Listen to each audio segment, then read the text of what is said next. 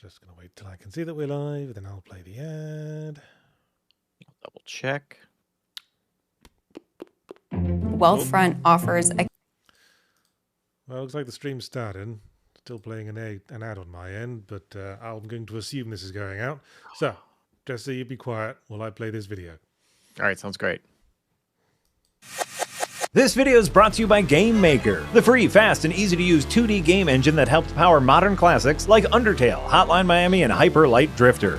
Starter templates, official asset bundles, and a wealth of tutorials are available to help bring your ideas to life. And you can export and share your game for free on all non-console platforms. But you don't have to take my word for it, I'm just some jerk. We have an actual bona fide game maker on hand. Oh shit, that's me. Yes, I've been using GameMaker for a long time. It's probably the most powerful and easiest to use engine for making 2D games out there, suitable for both amateurs and hardcore coders, and with all the Steam and console integration stuff for when you're ready to start monetizing your hobbies. I used it to make my recently released game, Starstruck Vagabond, which has already delighted thousands of sci-fi cozy game aficionados, thanks to GameMaker being so bloody great.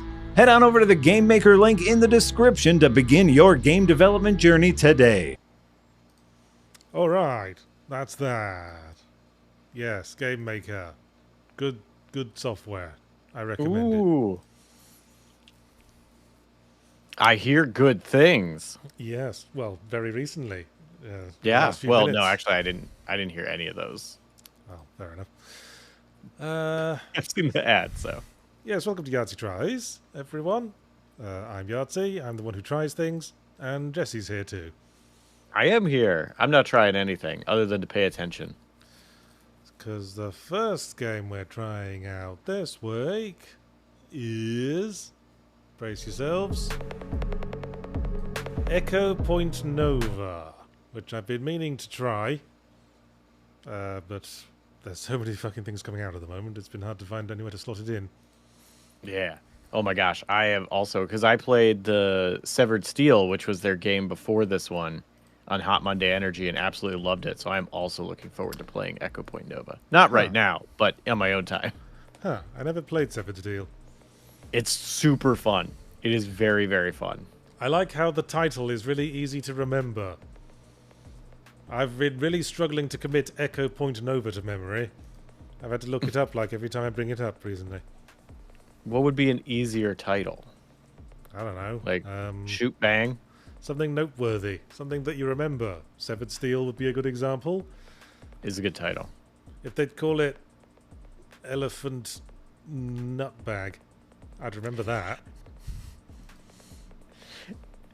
Okay, but then what if... Okay, I feel like this is a little... Like, because of the time we live in. If the hot thing to do was to just name it something random and be like, what was it? Elephant Nutbag? Or was it... Rhino Coffee Beans, or was it like you just have so many random sounding names? It'd be like, oh well, now they all blend together. Rhino Coffee Beans? That wouldn't have made sense at all. You never had those Rhino Coffee Beans, where I mean, the rhino eats the coffee bean and poops it out, and then you brew it. I mean, it kind of scans. Okay, what difficulty do I want? Because I was going to pick medium like I always do, but then it says, for players who want some challenge but aren't primarily FPS players. And the last difficulty is just for FPS players. And I'm an FPS player, I like to think.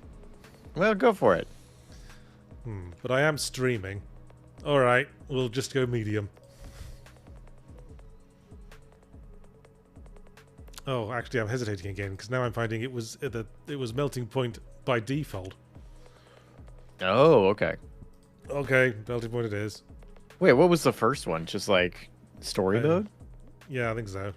Just, Dang. I mean, I don't know why you'd want to play the story mode of this, whatever the hell this is. Dude, this has co-op? Dang. I was drawn to this game because the description says it's open world, fast-paced for FPSing, and that sounded like a lot of fun. Does sound pretty good.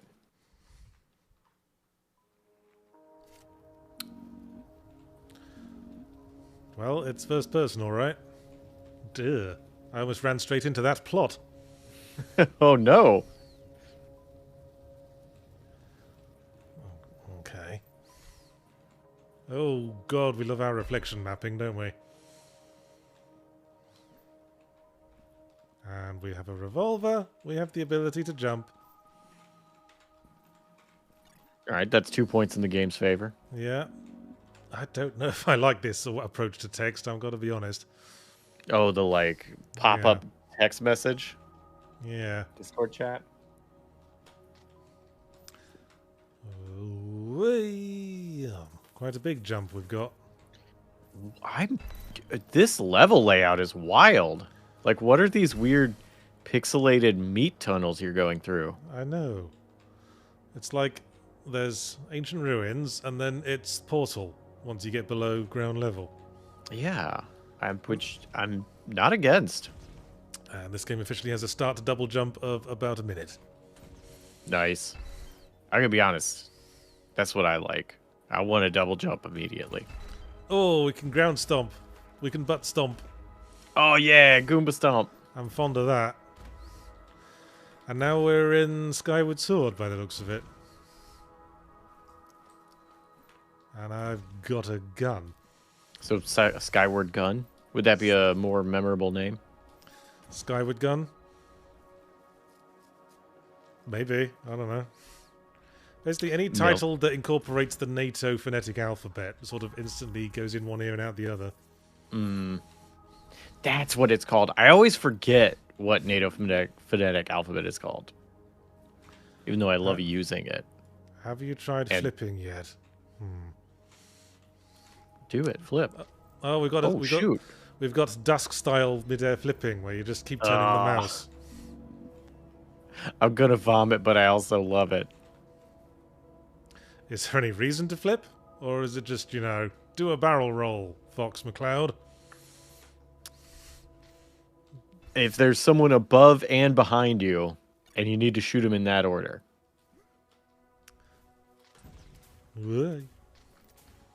Okay, I'm waiting for things to shoot. Oh, there's something. Shoot it! Shoot it! Oh no, death screwdrivers.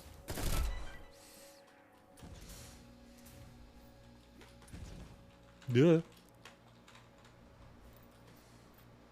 See, the trouble with platforming in first person is that it's a little bit ambiguous when you are and are not standing on something.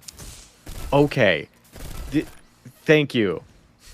Have you played Turok, like the original for N64 or computer? Oh, yes. I have fond memories of climbing up ladders while grunting like I'm doing a very heavy workout. Turok, famously only using arms to climb ladders. That's why I grunt so much. But in that game, like freaking N64 era, they fixed that by when you got off the edge, you would start to dip, but you would still have like a half or quarter second to hit the jump button to start jumping. So you'd have a visual indicator of when you were about to step off the edge. And the fact that games just don't do that anymore, like I don't even remember if Turok 2 did that, blows my gosh darn mind. It was so good for first-person platforming for knowing when you were. The rest of it, okay, a little weird on first-person platforming. But, like, knowing when you were on the edge was brilliant. And how that did not become the standard blows my mind. Of course, one of the first 3D platformers was Jumping Flash, where the strategy they used for that was where the character would just stare at their shoes every time they were in midair. Yeah, they just jump and go, Okay, I didn't notice I was supposed to shoot these things.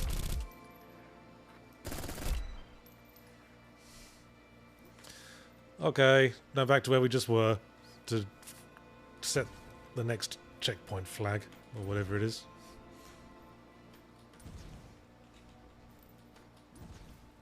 Ooh. And flip. Nice. Reverse flip, even. remember if Oh, Sword is Steel this had a flip. completely destructible terrain? Is this a completely destructible terrain situation? Is it? Oh. I guess it Well, isn't. maybe not. I was hoping for a... Yeah. Can the walls? Oh! Ooh, okay, so the red stuff maybe not. Oh, look at that. It looks awful. But I like it.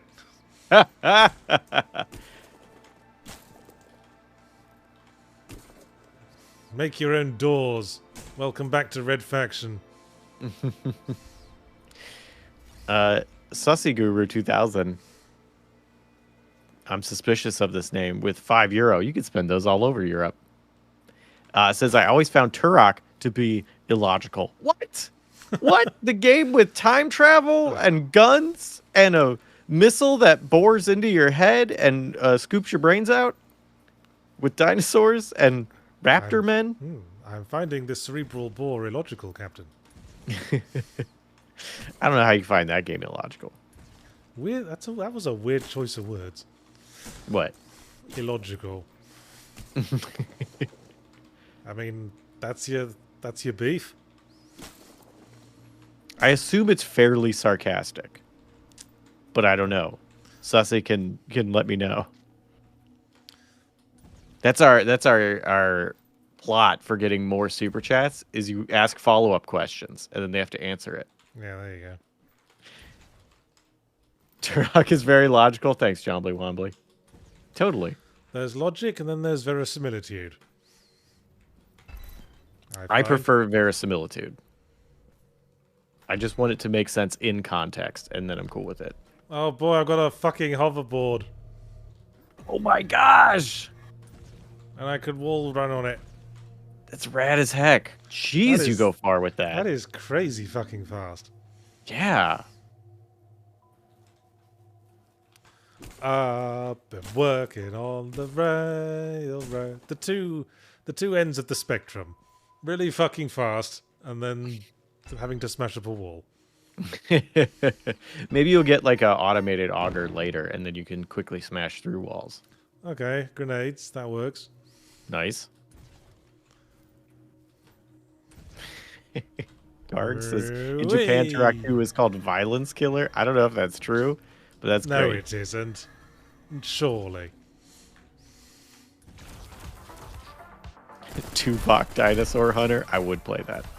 Dudes. Some dudes. Some dudes with a beef. And the music kicked in. Ooh, I can't hear it, but I bet it's good. Or at least I hope it's good.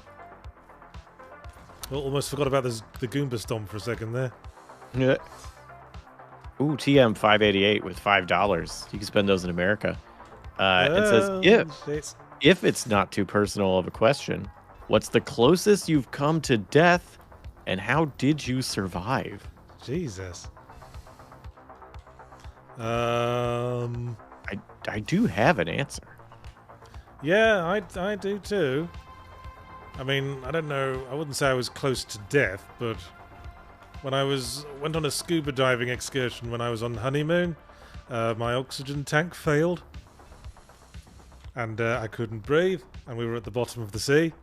Oh no! So I had to get the dive instructor's attention and make like a throat-cutting gesture. And he was able to get me onto his reserve tank, and we made it to the surface swiftly. Oh wow! How far down were you? Well, we were right at the bottom, as we say, but it wasn't like deep sea diving. We were swimming in the waters around Hawaii, admiring the turtles and shit. Okay, I didn't know how to get back up to where I was supposed to be. Yeah, because there's like, depending on where you are, the bottom can be like 10 feet down or 50 feet down. Neither of which I want to run out of oxygen in. So, regardless of that.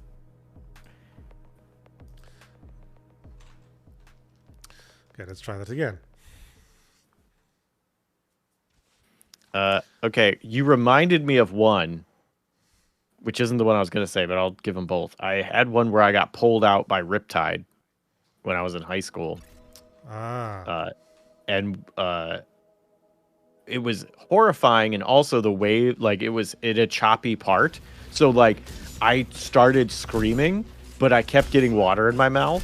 Oh, no. So, like, I couldn't actually scream. And the only reason I made it out was I remember learning you don't swim towards land. You swim at, like, just 90 degree, just like, you try and swim down the shoreline to get out of the riptide and then swim into land. I never heard that. I would have been dead meat. Yeah, Because so I would have just been swimming towards land, I think. well, now you know, and hopefully some other people do too. It was terrifying, and like the closest person to me was only like probably 10 or 15 feet away, and I could not get their attention. Like it was. Ugh. But the other one that I actually thought of is when I thought I was going to die because I had pneumonia and felt awful. It was like I had it for like a month. I felt terrible, and I was just kind of laying on the couch. You ever been like overly aware of your body? Oh yeah. I Yeah, mean, it was- when you get to a certain age. like that, but not as like a constant thing. As like I am uncomfortable with how aware of like my breathing and how all parts of my body feel. Yeah, I had bad pneumonia that came from a bad flu, and it was a horrible situation. Spoilers, I did live.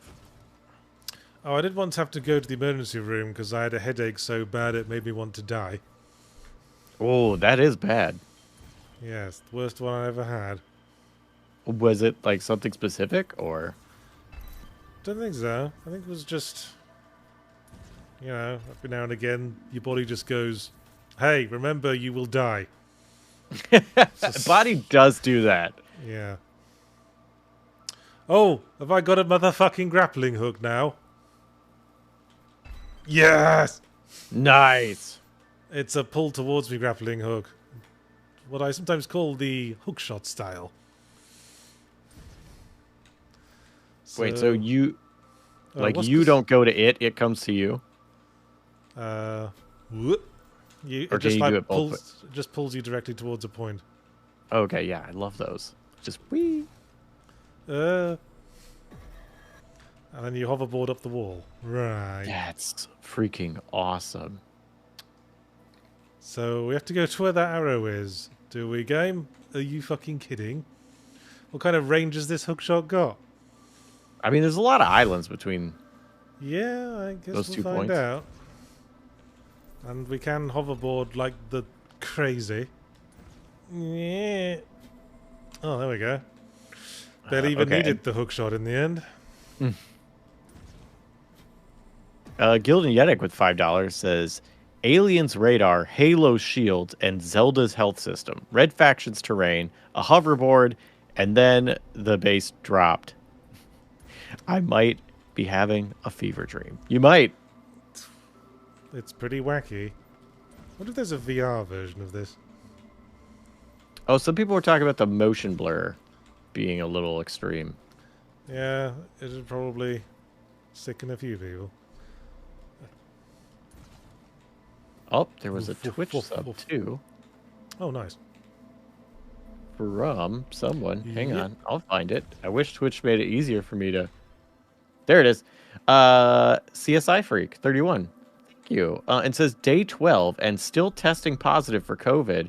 Damn my broken immune system. Thank God for Second Wind Entertainment. Hey, get better. I tested positive for like 24 days, so it sucks and I'm really sorry.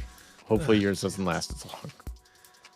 Yeah, the first perspective really not helping navigate these awkward platform traversals. Yeah, no. He's overshot that like heck. Speaking of shots, I swear something was shooting at me, but I'm not sure what.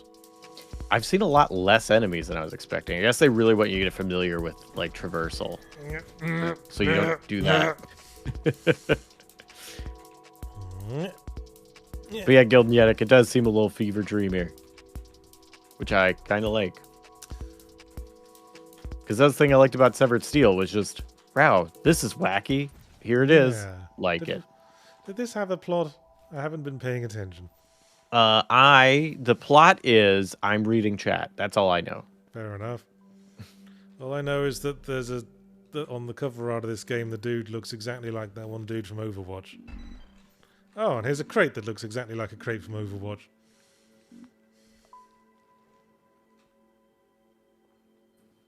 It does look like an Overwatch crate. Hey, Sussy Guru again with €5. You could spend those in many places in Europe. Not everywhere, though, I guess. I'm not sure. And says, Jesse, since you are officially 50% dinosaur, that is true. What dinosaur are you? I assume one with lots of spikes. Oh, yeah, definitely got to be one with lots of Styracosaurus, lots of spikes. Stegosaurus? Maybe that one. That's the only one that came to mind. Ooh, Stegosaurus. Are they? They're not technically spikes, but like they hit the vibe of spikes. They've got that one Thagomizer on the tail. They do, but that's only 4 spikes. But That's then they got still all those spikes. plates. That is. But It Styracosaurus is undeniably has like a dinosaur with spikes. it is. But Styracosaurus has like an entire shield of spikes. Oh, we don't have Ratchet and Clank weapon experience leveling, do we? Why do you think that? Because I was shooting a guy and then the game said, your weapon is now at trained level.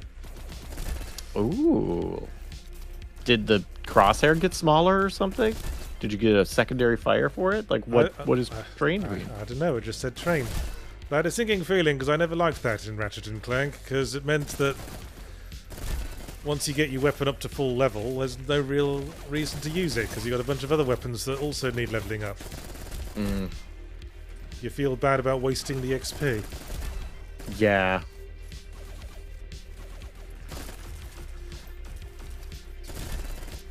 That's a hard balance of getting people to not just stick to one thing, but also like not de-incentivizing using the thing you like. There was a game, oh god, was it Nobody Saves the World? I think it was. Oh yes, the thing where you like body swap and become other things. Like super great idea, and then it would go. I'd find a good combo and be like, "Oh, I love this. Horse and mermaid really make a great combo. This is really fun," or whatever it was.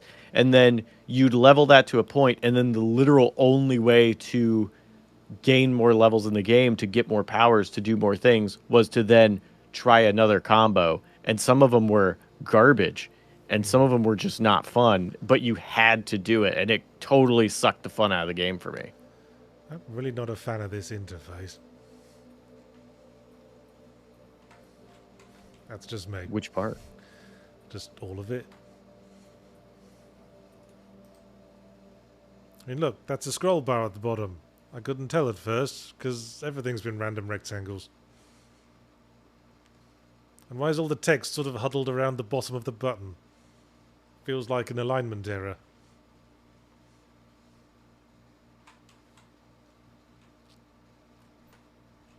Is that just me? Okay. I didn't look at it long enough. Move at extremely high speeds to fill your adrenaline meter. And then... Oh, so realistic. And then once it's full, I can press E to slow time. Oh, I was really hoping it's for how fast you're moving that you'd also have a slow time move. Whoop. Why, that would just be ludicrous speeds. Okay. There we go. The game just made me randomly do it before I could proceed. Oh, okay. I mean, I kind of like to be able to use it within the context of a fight. But, you know. First, they gotta just make sure you can do it. Then maybe they'll throw an enemy at you. Whoop. So how long is your cooldown between, like, hook shots? Is that what that spinny wheel is? I'm not sure there is a cooldown. Can you just rapid fire it? Wait. Yeah, Can you use it all the time? Can you shoot a thing and then like hold on and not get closer, but do like a whip around it? Ooh, crazy physics, eh? Yeah, I'm trying. You may have to start further away, and also maybe already have momentum going past it. I guess we can kind of do that. Alright, we found the sniper rifle. slowdown should definitely help.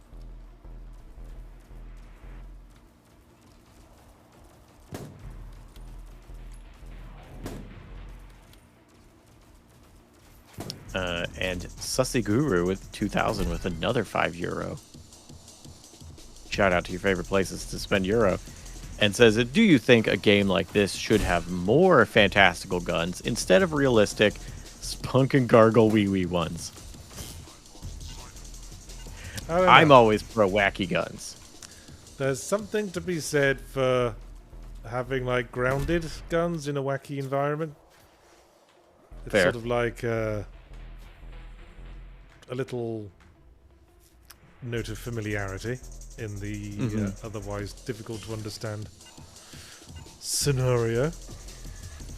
Yeah, and that you instantly go, oh, point, shoot, bullet. Yeah. And then everything else is weird and complicated, and so you're not thinking about two completely different weird and complicated things. Yeah. Like, oh no, which gun is the one that shoots the bullet, and which one shoots the exploding Furby, and which one makes a chia pet grow out of your enemy's head? Well, you know, you can have a weird, wacky gun that's easy to understand. Like, you know, if you just call it the exploding Furby cannon. It's like, oh, okay, I understand what that does. That's pretty good. Like, that's the rocket launcher. Got it.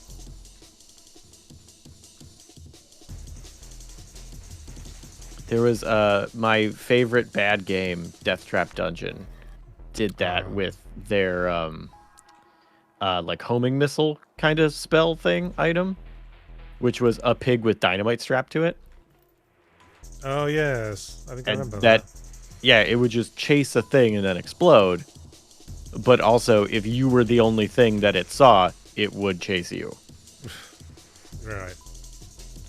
Yeah. Games around that time loved having that one gun that hurts you if you don't use it properly. Mm-hmm. I think Daikatana had like 15 of those.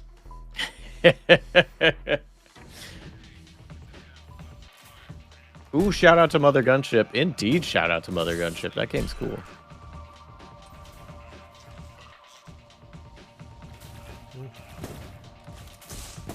This gun sucks. Was that the sniper? Yeah. I mean... Or maybe I just suck. That's an option. Maybe. I always find snipers to be my least favorite, and I don't know if they're bad or if I'm bad with them, but I almost never use them. Shotguns? Way to go. Pretty much always my favorite. Shotgun and like anything with like 1,000 shots in it. Thanks for making yourself easier to shoot, Mr. Man.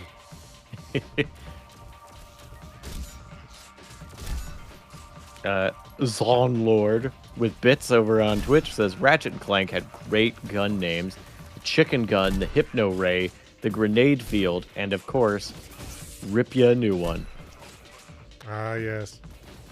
So what? Okay, Hypno Ray, I'm sure, like, you know, puts them to sleep, makes them stop moving, incapacitate gun.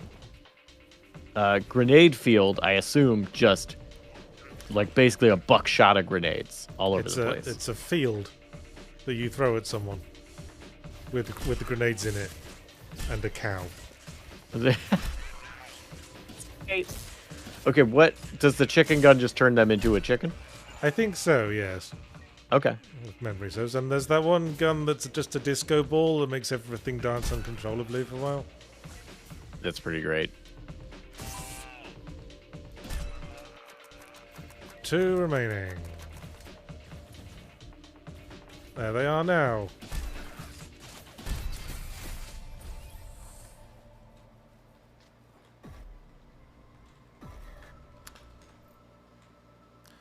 And another gun that's also an assault rifle.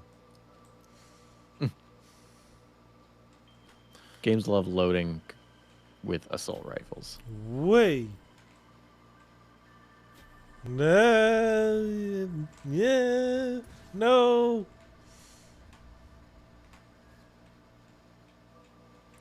Yep. Yeah. What are you latching onto, you stupid grappling hook?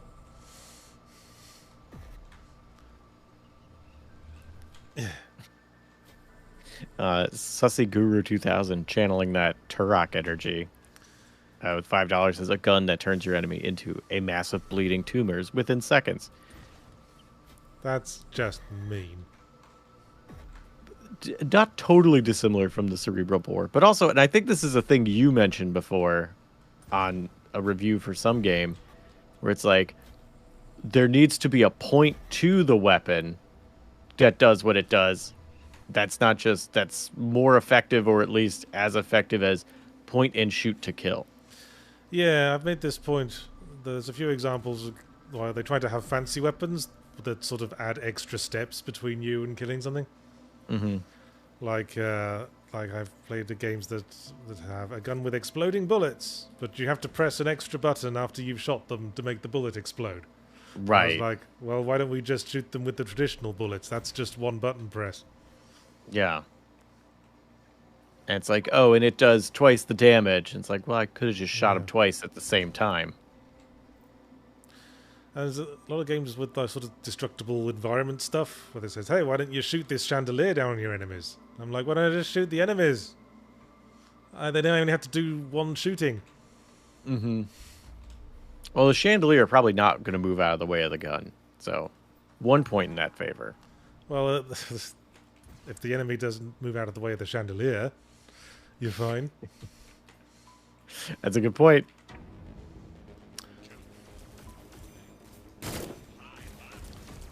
Oh, this is a burst fire assault rifle. For girls.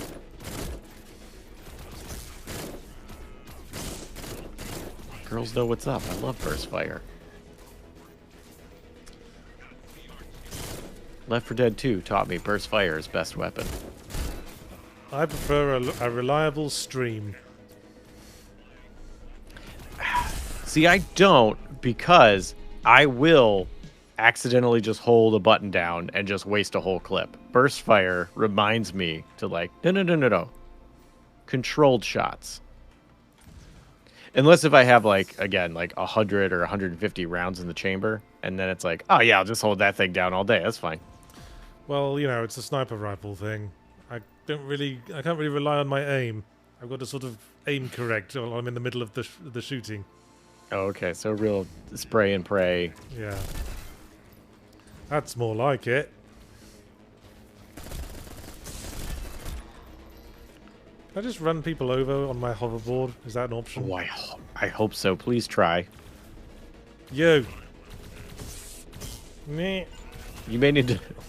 Oh yeah, that works. You absolutely ran him over. Oh. Game's actually getting hard now. Now I've got to Doom Eternal it. Don't forget, you do have a slowdown button. Oh yeah, they gave me so many tricks. And a Goomba Stomp. Yeah. I don't think you've even Goomba Stomped a fool yet. I need to Goomba Stomp a fool.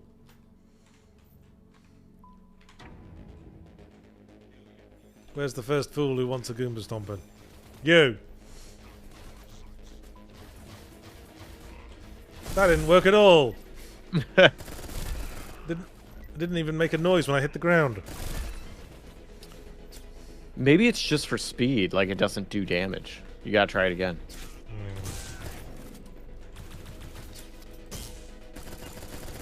If your stream's going burst, you may want to see a doctor. That's a good point. Ow!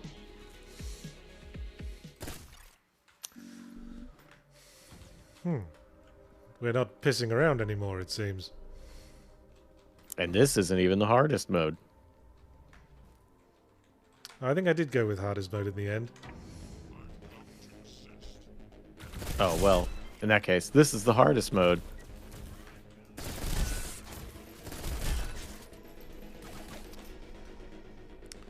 Hey, how about we be sensible and use cover and shit, like what you're supposed to? That's a great idea. Except, you know, I feel like I'm supposed to be hoverboarding around all over the place. Doing a wild move, stopping, slowing down time, getting some headshots. Yeah.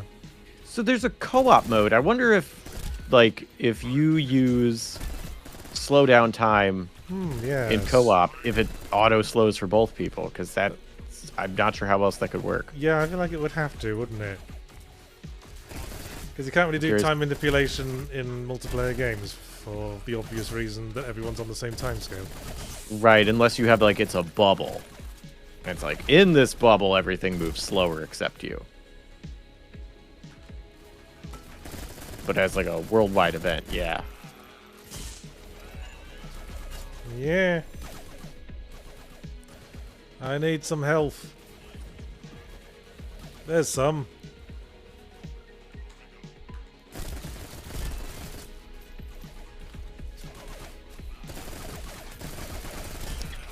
Ha. Yeah. What's your opinions on birds? They're great. Well, do you like that there used to be dinosaurs? See, here's the thing. Bugger. I liked birds before I knew they used to be dinosaurs because I grew up in a religious home. So somehow you knew. This deep suspicion. So I grew up learning that birds were not dinosaurs, and also the world is only 10,000 years old. Both of those things, I now understand not how it is. So hooray, learning. But no, birds are cool. Also, geese. Freaking love them. They get a bad rap, and I don't know why. They're amazing. Canadian geese, cool birds. Have you met very many of them?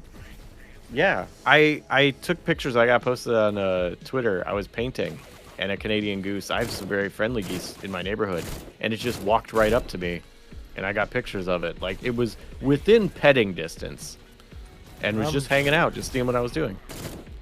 No honking, no hissing. Yeah, I mean, there's a park near where I live where Canadian geese hang out.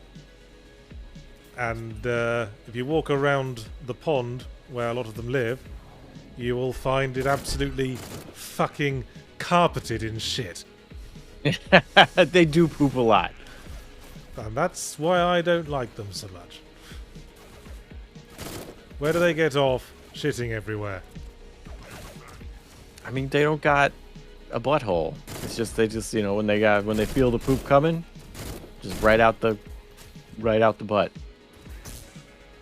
Well, they do have a butthole. It's just it's also the egg hole. Cloaca? Yes. Yeah, so it's a cloaca. Yes, the cloaca is the butthole that's also the wee hole and also the egg hole that birds have got. Which, you know, one could certainly admire the efficiency of that design. Oh, yeah. Like, solid. Yes. Although, I wonder what sort of problems it would have, because it's like, well, humans have the eat hole is the same as the breathe hole. And, like, that's good, like, 95% of the time. But when that 5% hits, oh, it's bad. Yeah. And also, we eat those eggs. I don't like the thought of them coming out of a poo hole. That's why we gave it a different name. We named it victim. the cloaca specifically, so you weren't eating bird egg poop.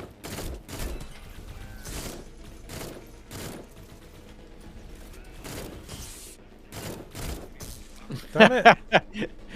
Maelstrom said, coming out of the ad with Yahtzee saying, where do you get off shitting everywhere?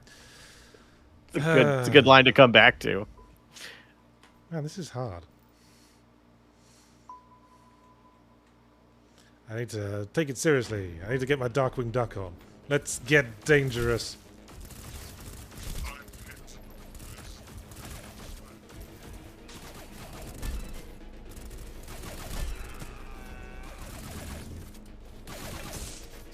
Ow. Ow. You don't need to do a little dance. That's just rubbing it in. Am I the only person who really, really hates it when video game enemies do some kind of celebration or taunt when they kill you?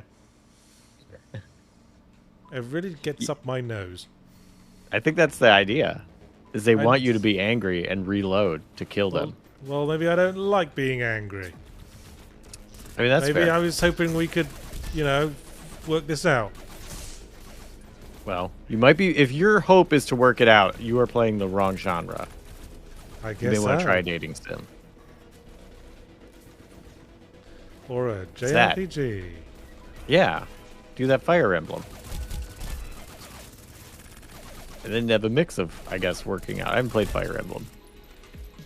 But I know there's marriage. And also combat of some kind. Yes, there's I don't know what gamified kind. marriage. You can selectively marry people so that so they can give birth to a genetically perfect super soldier, as I understand it. That's less gamifying and more eugenics, right? Like, that's... Okay, yeah, it is absolutely eugenics. I was on board with gamifying marriage until that was the explanation. That's like, no, I can't say I like that now. And Soon Mundusher? I don't know how you say that name. Tsunami Dusher? Yeah. That's funny. We like to see Tsunami Dusher in these parts. His signature move is just to give a super chat with no text. And that's exactly what Tsunami Dusher did. Just Tsunami Douche $20 right at us, and then yeah, it's always $20 vanished. as well.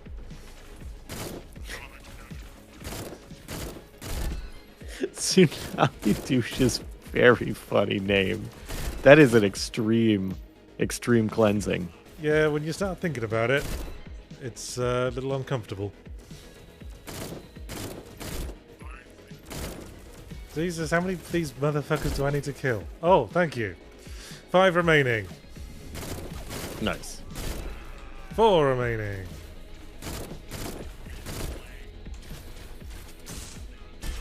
Haha. Okay, it looks like the melee attack closes distance a bit. That's nice to know. 1 remaining. And it shall be you. Vintage Tsunami Douche move. Yep. And what do we get this time, game?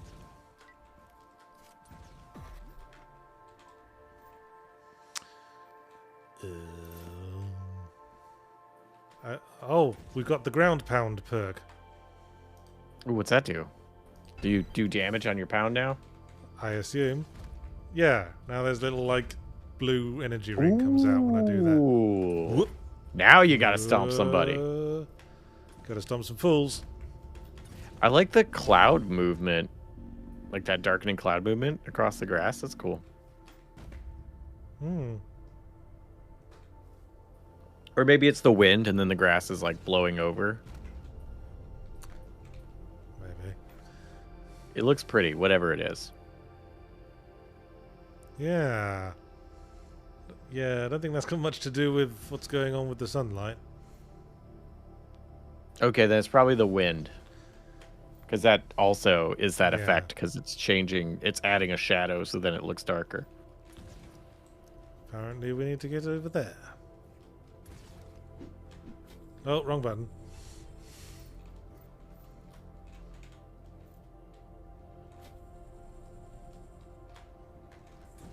Bollocks. George Lucas says last week you played a game called 10 Bells? And I might Yes. like it. What's 10 Bells? It's an anomalies hunt horror game, which is apparently a genre now. I didn't know. That's interesting. Because is it like shoot? What's the name of that game? Let me look it up. Are you talking about a game involving a railway car? Because that's the one Marty kept talking about. No, it's you are watching a security camera in a house, and you just have to report anomalies. Possibly. In this one, it's like PT that you walk through like a spooky environment. That's like just a couple of bits of hallway in a room. And if you notice something anomalous, you have to turn around and go back the way you came. And if you don't notice any anomalies, you keep going. And that's how you progress in the game. It's like a spot the difference puzzle. Okay. Thank you. Yes, it is observation duty, or I'm on observation duty. Okay. But you don't walk around in that one. You're just looking around, and you have to like click between cameras, and it'll be like, oh, the soap dish is in a different area in the bathroom, and you have to report that. Yeah, the then anomalies it'll of 10 fix it. bells were a little less subtle than that. It was usually Okay. door bursts open and a ghost tries to eat your face. That is quite a bit less subtle. Although every now and again there'd be a really subtle one, like someone wrote a spooky message on like one out of the 20 different paintings. Ooh. And if you like go the wrong way and fail to notice an anomaly, the game doesn't tell you what the anomaly was. It just goes, "Oh, there was an anomaly there. You didn't see it. Back to the start." That's Fuck you. observation duty does that too, where it's like once you hit 10 anomalies, you fail, and like things will start glitching out harder and harder when you're not noticing more anomalies. So you're aware you're missing them, but you've not noticed them, so you're probably not going to notice them still because you just think it's normal. Oh, I found a hat Ooh, and some headphones that I can wear. very helpful in a first-person game. Well, I guess it is co-op, so you can show it off to your friends. Your allies can now damage you. Well, I don't want that. I mean, you don't have any allies, so Well, if I do get any, I don't want them damaging me. it's a good point. Okay, let's go. Wait. Yeah. Oh, that didn't work. Wait, did all of the cosmetics have a secondary effect, or just that one? That was a different thing. That was. Oh, okay. See, as I said, that menu's kind of horrible in this game. What's all this? Color. Okay, yeah. Hue slider. Oh, you Value change your board slider. color. But where's the saturation slider? A. Too dry, can't have it. What if I wanted a nice pastel pink?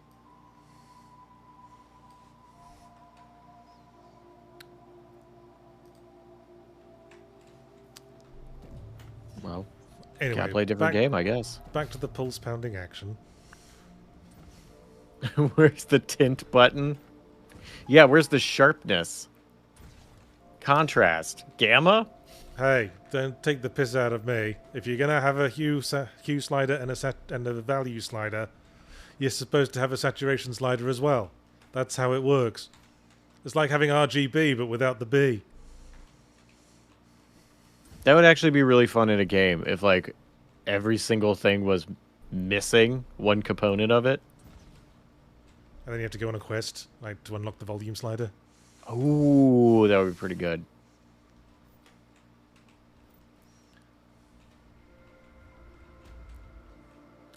Yes, that's cue everyone who wants to remind us of that one Pokemon game where you have to unlock the volume slider within gameplay.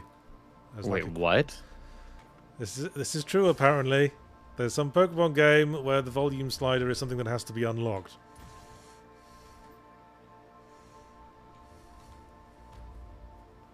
Okay, I have to look this up. What? I'm sure the chat will be happy to let you know. Chat, if you know. Pokemon unlock volume.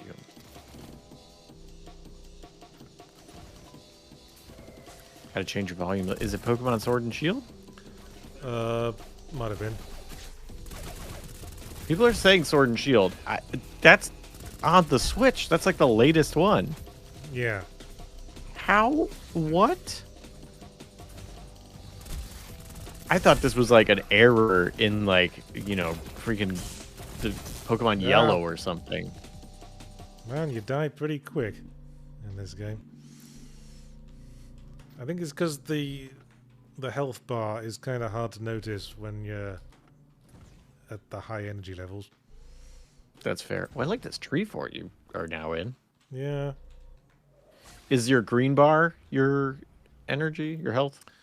No, green bar is adrenaline. The health is the 5 hearts underneath in that nondescript, hard to notice grey.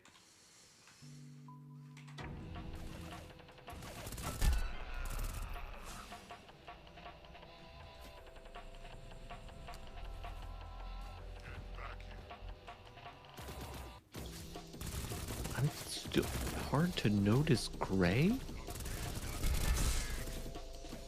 I gotta make this like full size to try and see what you're talking about. In the very bottom left, there's like 4 grey hearts. Oh, wow. Okay, yeah. I'll be honest. I also was totally missing that. Humane Shield. Oh, go ahead. Yeah, I'm almost having better luck just speeding straight up to dudes and meleeing them in the face than trying to aim at them. That's why melee's great. Yeah. Less aiming. Yeah. This is like being a demo night in Team Fortress 2. Humane Shield with $4.99 says worst, or asks, or says, I'm not sure. Worst weapons in good games, great weapons in bad games. That's not phrased as a question, but I'm assuming it's supposed to be. And also Jesse, love that you rock a mohawk and kilt. Thanks! I'm glad that you enjoy those things, because I do. Yeah. Happy to rock them. Health. Need health. Okay. Good weapons in bad games, and bad weapons in good games. Okay. I feel like sniper rifles, always bad weapon. The snark, because I'm bad at aiming. The snark in Half-Life, a bad weapon in a good game. What's the snark do? It's a little alien insect that runs away and attacks enemies, but half the time runs back and attacks you instead. And again, it's a lot more expedient to just shoot guys. Yeah. And you have no shortage of ammo in Half-Life. You get like 250 bullets for your machine gun.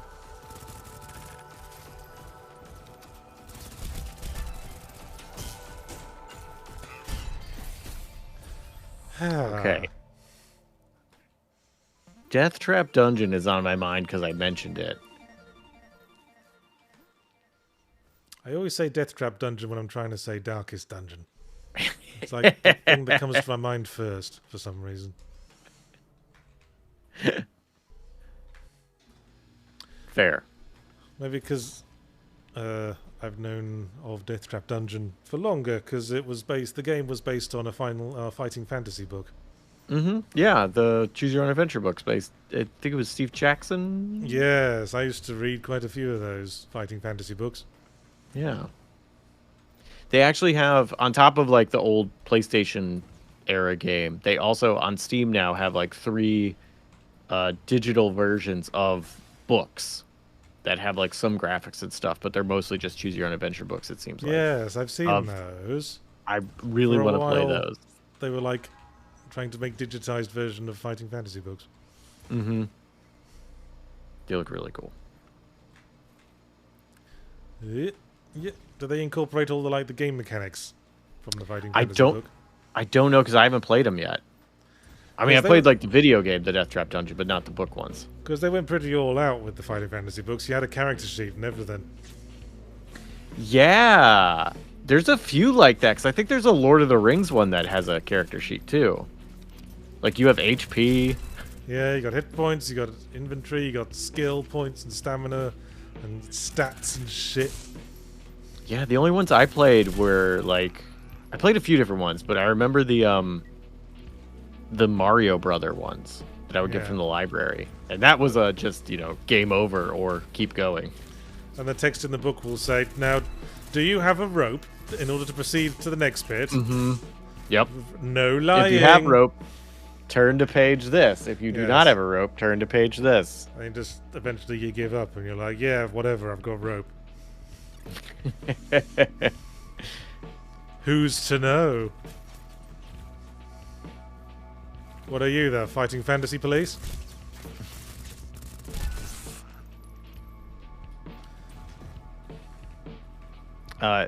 Okay, so I'll say in good gun in a bad game, even though I don't think Death Trap Dungeon is arguably a bad game. I love it, but I'm not going to pretend like it's not jank.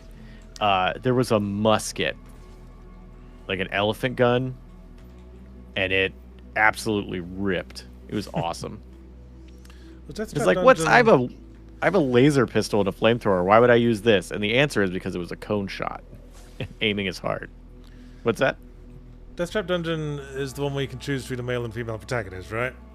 Yeah, there was Crimson Spike was the lady in a full dominatrix outfit, and then there was like hunky, oversized barbarian whose name is Chain Dog, but I did forget his name and called him Raw Dog for my entire playthrough. Yes, I remember seeing some like previews of Death Trap Dungeon in like print magazines back in the day, if you can believe that.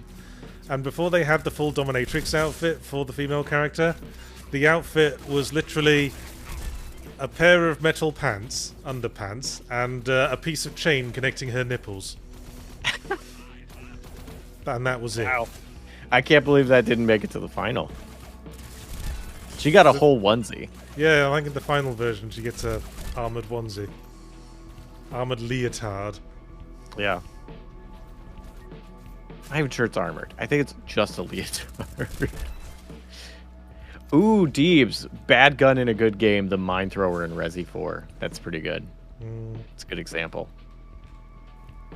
That's one of those like, oh, you could just shoot them, or you could set a trap and then run away so it doesn't hurt you, and then hope they take that exact path. Are there any TMP users in the chat? I never used the TMP in Resident Evil 4. I slightly look down on TMP users. What's the T? Oh, that's the rapid shoot gun. Yeah, the automatic rifle. Yeah, it's shotgun or bust for me in Resident Evil 4. The TMP otherwise, was what's fun. the point? I'll say the TMP was fun. Bah. But the shotgun you could get the drum for was the best. The striker. Yeah. Freaking 1,000 or 100 shots in it. Disgusting. Zonlord again over on Twitch with the bits saying the only choose your own adventure book I ever liked was the Animorphs one. I didn't know there was an Animorphs one because it was all around choosing the appropriate transformation for each scene and didn't give you a no lying scenario. Ooh, that's interesting. Oh yeah, there were choose your own adventure books all over the place. I think everyone had a choose your own adventure book at one point. They were hot. I remember at one point when I was a kid I had an Asterix choose your own adventure book. Like the symbol on the keyboard? No, like the French comic book series Asterix. Okay. Forget it. Asterix. It was a really cool choose your own adventure book because it came with like a selection of tools that were like little pieces of transparent plastic with things blocked out on them, and you'd put them over like paragraphs of text to find the secret message. Oh, that's pretty cool. But only if you'd chosen to bring that tool with you when you began the adventure. Oh, dang. Okay, Yeah. I've seen art of Asterix. Okay. Because this looks familiar. I've never read any Asterix. You're missing out. Yeah? I practically funny? learned to read. Yeah, it's very funny. I practically learned to read on Okay. Asterix and Tintin albums.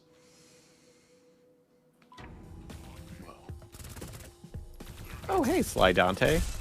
Thanks for sliding into 6 months of being subscribed. Hey. And then, did I miss one or two? Okay, got a Humane Shield. Oh, bad weapon in a good game. Yeah, sniper rifles. Always a sniper rifle. That's my answer. Because I can't aim.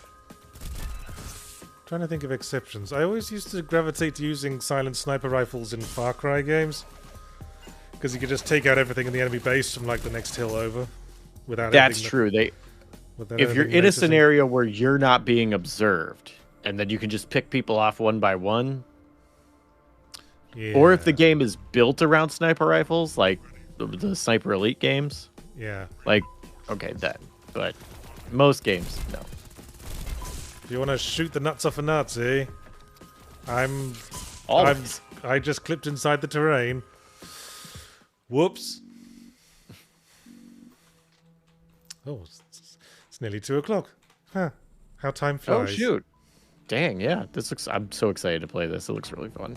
I love Yeah, this. I think it's will probably be appreciated more by people who like deathmatch arena games. Mm-hmm. I'm probably too crap to appreciate it. All right, and Sussy Guru 2000 with another €5. Still waiting to hear where you want to spend those. And it says unlockable volume slider. Amateurs. That needs to be a DLC pre-order bonus or be part of the premium version. That's a good idea.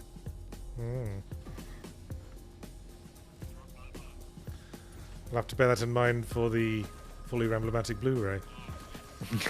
Do you want a volume slider? You need the deluxe edition Yeah. of the Blu-ray.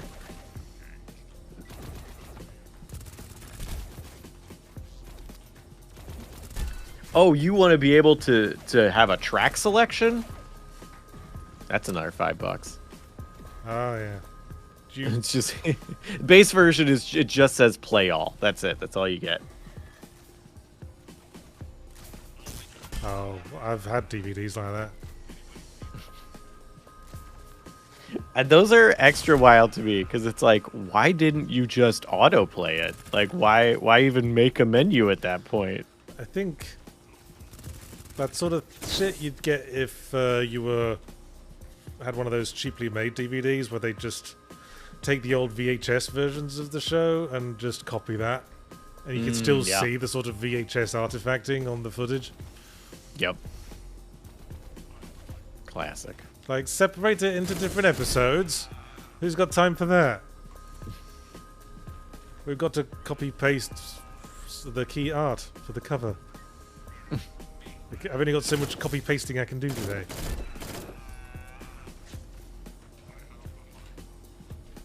And double finger with €2 and says Asterix, Tintin, and Lucky Luke were my trifecta. I never had Lucky Luke. Okay, well, if I ask what's Lucky Luke, I guess you won't be able to answer me. I think that's yet another French comic book album series. Okay. Tintin is Belgian, which isn't quite the same as French. Although it is right That's why it next has to a it. different name.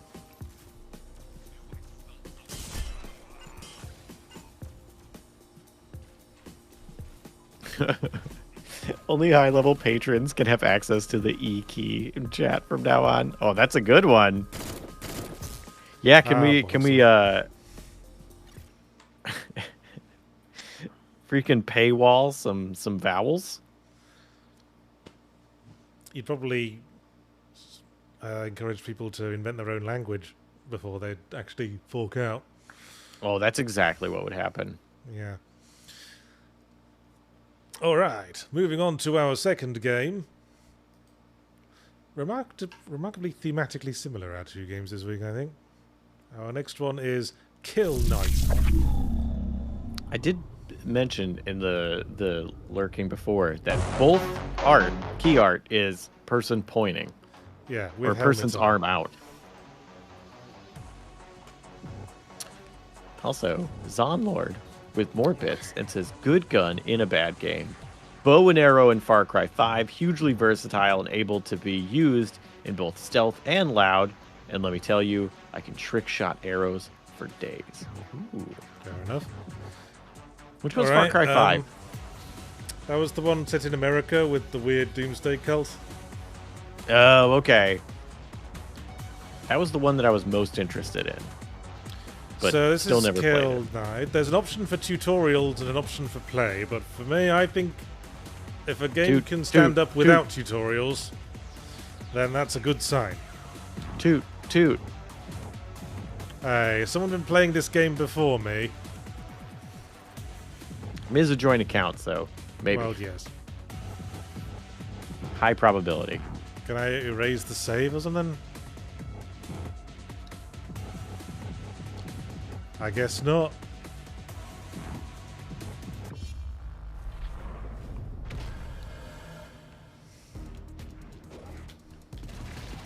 Oh, so you just have to start wherever they started or ended? I guess. Oh, does that have that reload mechanic where you got to slam it at the right time to get faster reload? Seems like it. I love that. And also a melee attack.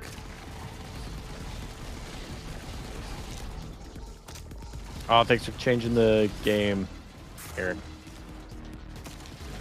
Can I do that command? Do I have permission to do that, Eric? One day I may need to.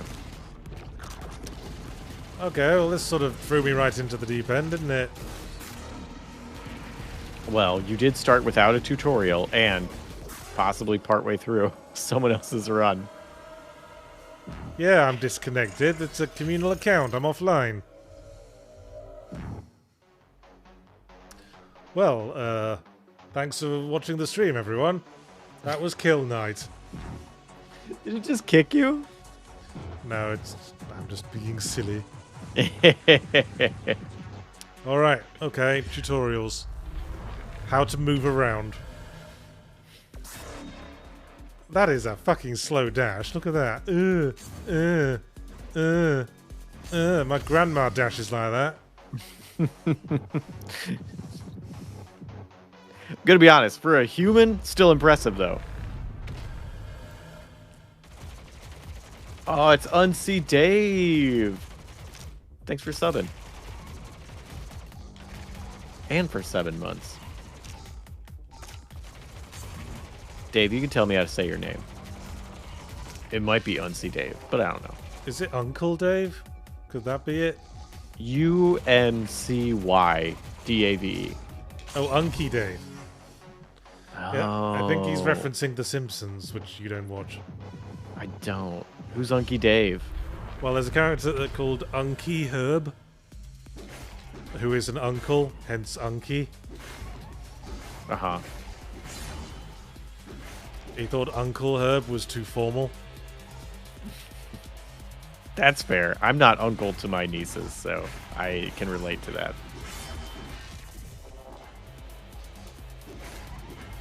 Because I would have to be Uncle Jesse, and I was like, no, I will not be Uncle Jesse. What's wrong with being Uncle Jesse? Well, depending on how old the person is who hears that, will either go, like Full House? No. Or, like Dukes of Hazzard? Extra no. I've never watched either of those things. I didn't know it was a Dukes of Hazzard thing. Someone had to tell me, and I was like, "Oh, okay. Well, that's an extra reason not to." But Uncle Jesse was, I knew from Full House, and I was like, "No, I want absolutely nothing to do with Full House." Kill enemies with the sword to regain the heavy weapon ammo, but only the heavy weapon ammo. Seems Is there weird. another weapon?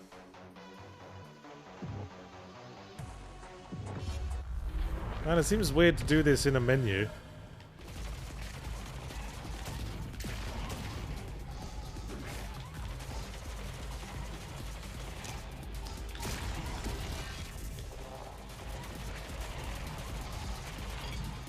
Uncle Jesse was the most bangable.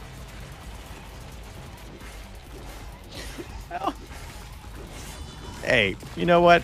Who am I to yuck your yum?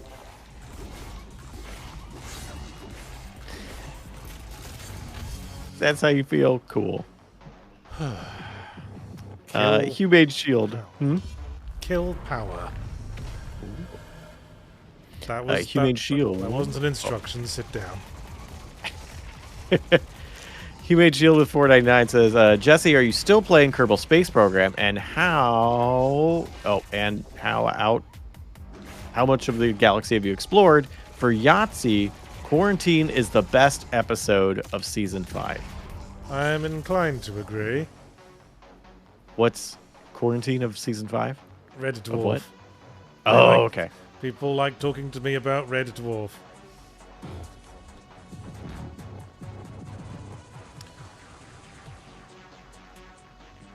It's a show that I should legitimately watch. I've seen like a few random episodes.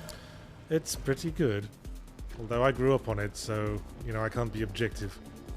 Yeah. But what I've seen, I did enjoy. It seems like a solid show.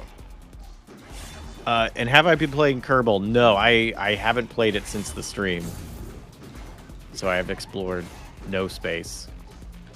If I can't go to space with Casey, I'll just stay on Earth. Wow, there's a lot to this game all of a sudden. Or learn even we more can things. hold down a button to pick up blood gems in a different way, to fill up a different bar that does a different special attack. Ooh. That's a lot of options. I know. I'm never going to be able to keep track of all these options in the thick of the battle. Oh, fucking parrying as well. Jesus. I mean, you gotta parry. Okay. Parrying's fairly straightforward, turns out. When is like, what's the most complicated parry? I feel like it's just hit button at time. I think in Metal Gear Rising Revengeance, you also had to hold the stick towards whatever you were trying to parry. Oh, okay. That's true.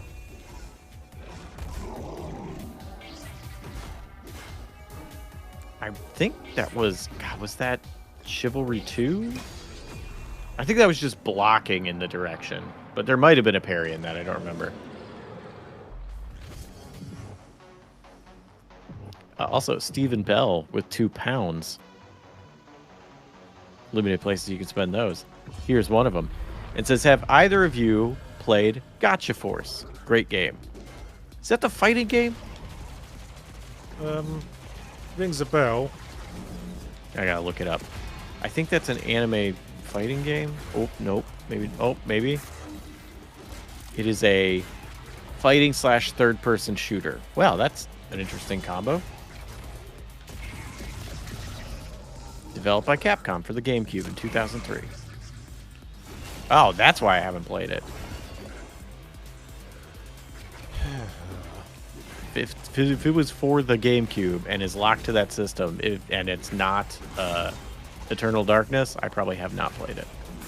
Man, you've only played the most random shit. You're not wrong.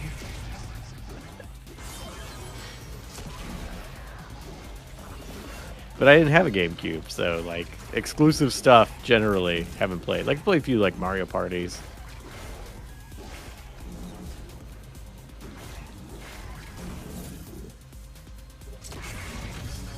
Well, okay, have you played Gotcha Force? Nope. Did you have a GameCube? Yes, on which I played Eternal Darkness, amongst other things. Such a good game. Somebody rescue that game from the GameCube. Like Night Dive, please. Please make that game available. Okay, you can press different buttons while you're doing the reload trigger, and it does different things. Like, doesn't reload, but does a backflip? Like, what's the different thing? It reloads a different thing. What's the different thing? An absorb trigger, which I guess just acts like the absorb button, but quicker. Oh, I guess Or you can press the melee button to do a sword trigger. Does it still reload your gun? Yes, seems like it. Okay. Just gotta remember to use a different button, I guess. That's wild. Also, this is a long tutorial. Well, there's a lot to cover, it seems. Yeah. I wonder if you were starting this from a fresh game, if they would only show you so much, and then, like, as you were playing, be like, oh, by the way, now you have access to this. But since the file's already open, it's like, oh, here's everything. Or everything so far. Yeah. Revolvers. What? Oh, I need to buy these. Man, it's like they're having a game, but they're just trying to avoid all the obligations of having to add context. It's like, here it all is. Splat. Enjoy. Okay, now we know how this works. I guess. Mostly. Partially. That was a cool sword attack. Purple Marauder. Thanks for being a part of Tip Jar for a whole 10 months. That's almost as long as we have been around. Crazy. Surprise! Next month is our 1-year anniversary, November. Holy shit! What the hell have we been doing with our lives? I guess you could find out by watching all of our videos. It's a pretty good chronicle of what we've been doing with our lives for the past year.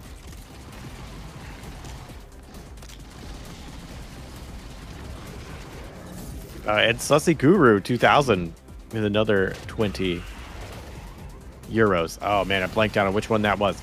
And says, how important is it to have a spatially structured universe? For example, Star Trek had various factions and at least a general sense of location. In Doctor Who, you had Earth and everyone else was just somewhere, which made it feel less real. My big thought on that is, how much does it matter? Because in Star Trek, it matters a lot where everything is located. You're sort of getting caught up on the fripperies there. What you want to do is figure out what story you want to tell and start writing it and worry about the fripperies as and when they become relevant. Mm-hmm. Yeah, is in the story that you want to tell, in the pacing you want to tell it in the content and everything, like, will that spacing matter? Because in Doctor Who, it does not. You have a time-traveling, dimension-hopping, distance-negating machine. How far things are from each other in space and time is nothing. But, like, in Star Trek, you have, oh, well, our spaces border each other. You need to know where those are, how big those are, like, relatively. And that's a big part of the story, is we have a Romulan border, and things are tense right now. Yeah. With that. Yeah. So yeah, will that matter? That only sort of came out of things when they needed a bad guy. They're like, we need an alien bad guy race that's in this episode. Fuck it, we'll call them Romulans, and they've got a beef because there's a border dispute. Bam, there you go. Now we can have some exciting drama where the baddies have to get beaten up by the goodies. Yeah. And that's a fun thing about having space, is like, oh, we've got a lot of space. So you can be like, oh yeah, that's our border over here. Like, it's okay that we haven't talked about it before. It hasn't mattered before. Or like, also if there is factions, so like Dark Matter, which I will never shut up about. I love that show. Like everything is kind of owned by, just sort of one galactic government, but stuff is controlled by like 3 corporations, but they're more mobile. Like they have like some base of operation and like home planets and specific things, but like the main thing is they run the galaxy through commerce and stuff. So like the location of what's located to where is only important in the episode itself and the context within that. So that makes distance matter, but exactly where everything is, it can be a little looser. Okay. And it works very well. I love that show.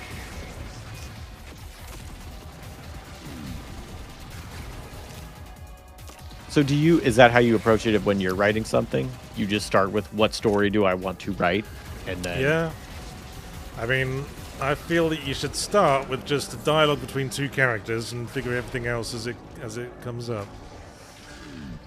Do you tend to run by the seat of your pants? Like, I'm going to do this. Oh, I like these characters. All right, where are they? Or do you have a bit more of a, like, idea of it? I have vague ideas of where it's going to end up, but I try to let it go at its own pace. Okay.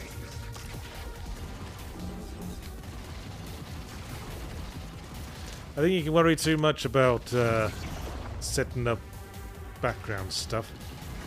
Oh, yeah. I mean, you look at all these people online saying, hey, here's all the character building stuff I've done for my my OCs. And it just feels like people who spend a lot of time prevaricating around writing a book instead of actually writing one. Mm-hmm. Which that stuff can be good to get you in the spirit of it, or to kind of know how to write the character better, or, just helping with exercise and like getting your head in the right space too, right? Yeah. But yeah, it's not a replacement for it, and that background stuff is important, but not necessarily interesting to your reader. Yeah, it'll probably be interesting for you. Probably be a lot of fun to write. Like I sometimes find it fun to write sort of in-universe Wikipedia articles about the events that happen in my book. Yeah. Which, you know, helps me get things straight in my head, but isn't very terribly interesting to read for anyone but me.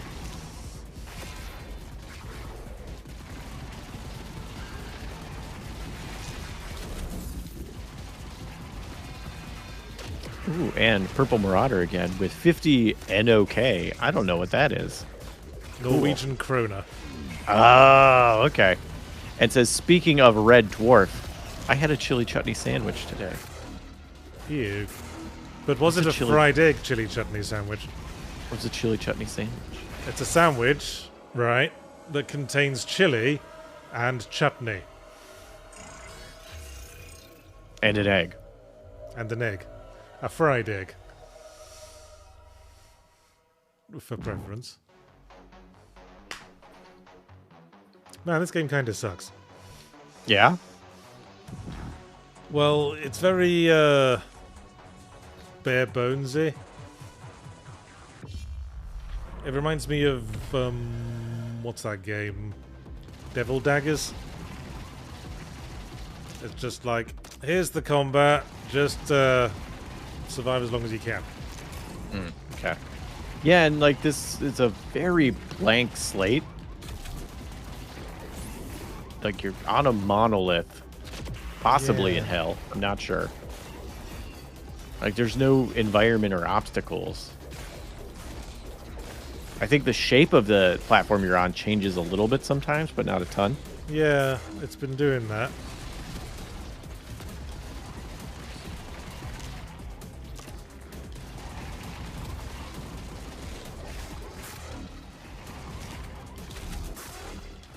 Ooh, Zonlord with a point. The story Bible and lore book are important to supplement the plot, not replace it. Yes. Ha ha ha. Yes. They're a good way for you to keep track of things.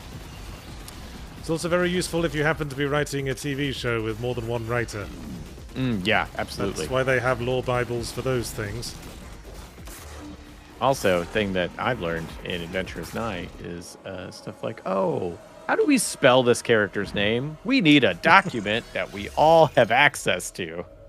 Yeah, that would be like a standard part of a show Bible. Mm-hmm. Yes, Nick, I did the tutorial. Stop taking the piss. An incredibly long tutorial. Yeah. And I'm just finding it hard to internalize all the different things it introduced. Perhaps that's my age talking.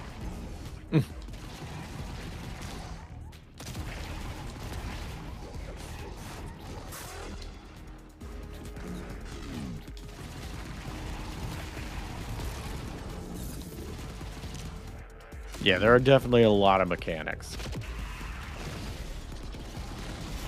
And, you know, maybe some people like that.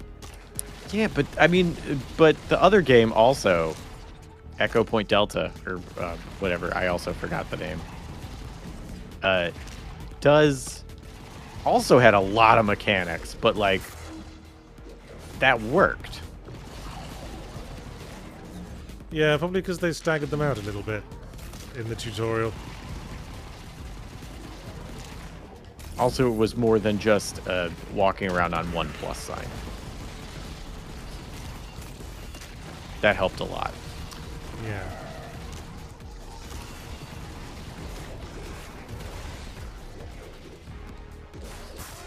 Yeah. Miriam said, Yahtzee, would you ever write about Mortimer in a non-D&D setting? Probably not. I got other shit I need to write. Although I'm on the verge of starting my next book. Ooh, do we get any info? It's the next book in the Deeder Files series. And I'm toying with a couple of titles. But the one I currently like is Technically Cognizant. The best kind of cognizant. Yes. It's going to be technically something. It's going to deal with the subject of if you have free will in a world where mind control exists. Like if you were living in a world like mine, in which magic is confirmed to exist and be part of everyone's lives, and someone is accused of a crime and they say, "It wasn't me, I was mind controlled," what do you do then? So you have to prove whether they were yeah. or weren't mind controlled. You'd have to prove they weren't under the influence of magical mind control. That's the tricky part. That is pretty cool.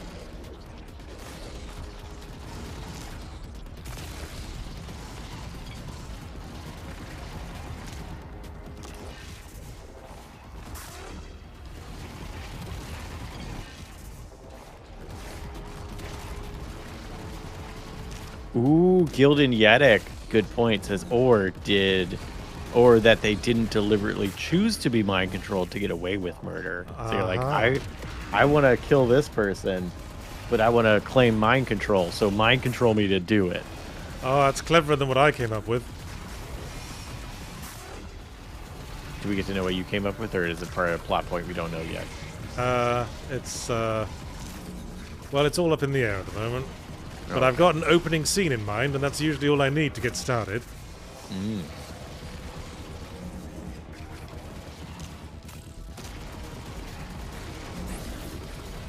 Oh, this thing.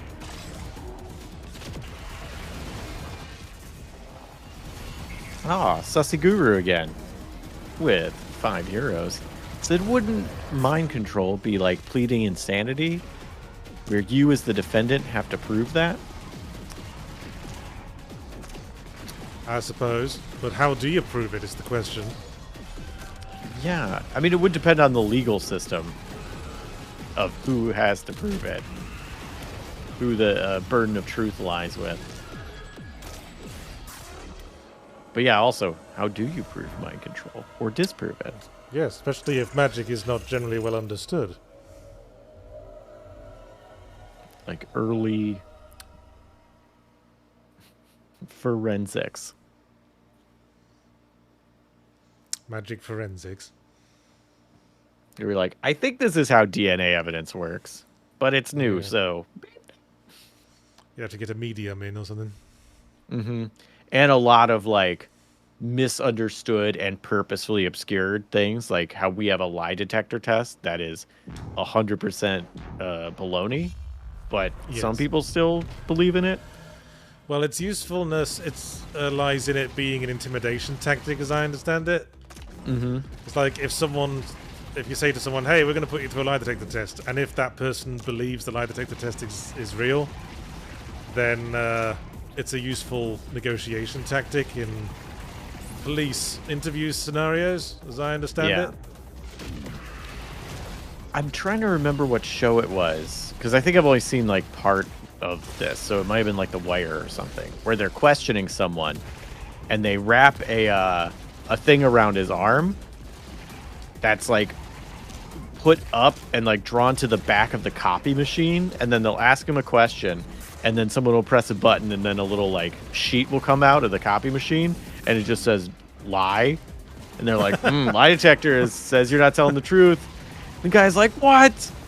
And it's like that the whole thing was a farce to like, and then they did, I think there was something else they did. Okay, people are saying that's The Wire. Yeah, and then they walk the other person by the window, and the cops are like being really chummy with him. Yeah. And he's like, oh, he must have squealed on me. All right, I'll tell you what you want to know, because I can get hit, throw him under the bus. It's like, that's clever. Okay, yeah, The Wire. Oh, it's episode 1, season 1. Oh, well. Yes, because there's a lot of negotiation tactics that are out of favor just because suspects watch too much television and they're wise to this sort of thing. Mm-hmm. Like good cop, bad cop just doesn't work anymore, apparently. It's too classic. Yeah. Oh, Zonlord with 50 bits saying, well, is there a part 1 to this message? Just starts with and. Okay. It says, and you have to decide whether magic means of evidence gathering are acceptable in a court of law. Order of the Stick has a town called Cliffport where magic is inadmissible in court because of the ways you can falsify it and or violate rights to obtain it. Sorry, my headset's fucking really up. Uh-oh. Did you hear any of that? Nope, not at all. Oh, okay. Talking about... yeah, it's back now. Oh. I just need a new headset, I think. The Bluetooth keeps fucking up on this one. Womp. Can you just plug it in? Maybe, but this wire is too comically short. Oh, wow, that is...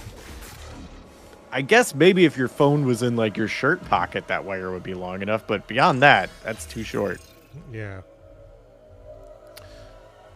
Okay, so Lord Zon was saying on the subject of magic and burden of proof and such, says, and you have to decide whether magical means of evidence gathering are acceptable in a court of law.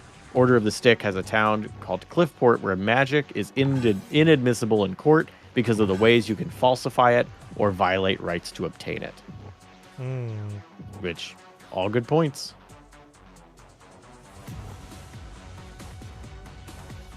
Unky Dave says better mind control someone else to mind control someone to commit copyright fraud and steal that idea. Tell you, let's go back to the default weapons that were in the tutorial. For the more authentic experience.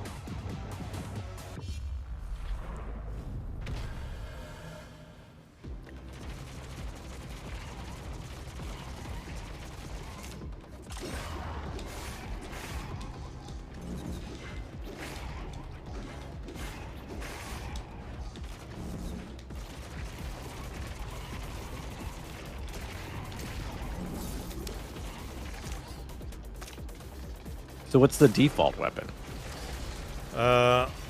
It's Twin slightly faster pistols and a shotgun that's got better spread.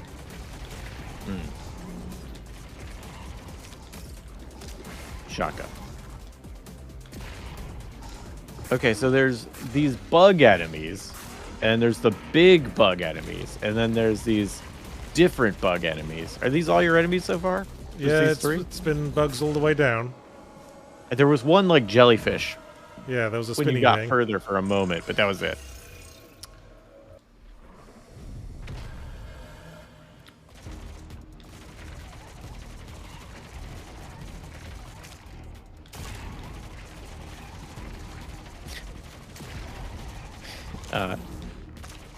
LST sideburns. The answer is probably yes.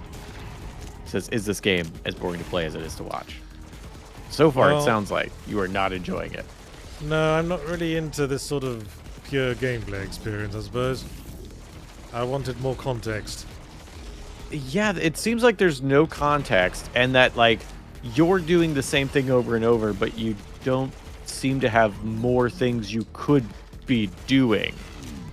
I'm still having trouble remembering all the powers I have. Like, what's kill power again? I've forgotten what that is. Oh gosh, I don't remember. You can check the button layout in the pause menu, I would assume. Hang on.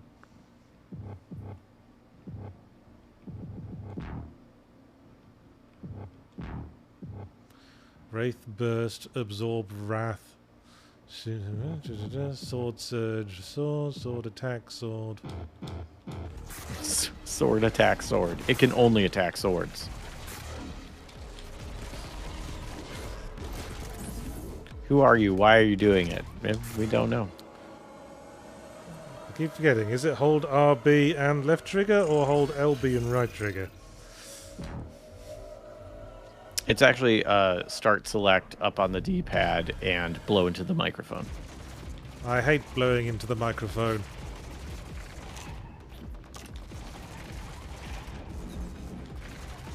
There was a Commodore 64 game, Creatures 2, I think it was, where part of the cheat code was you had to wet your finger and rub it vigorously across one of the joystick ports.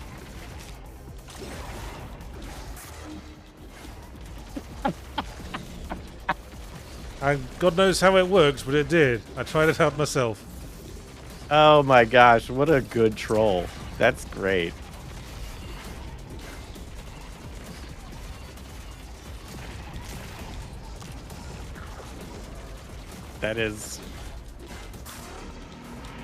That's very funny to include an external thing that does not matter. Yeah. That's very funny. I love it.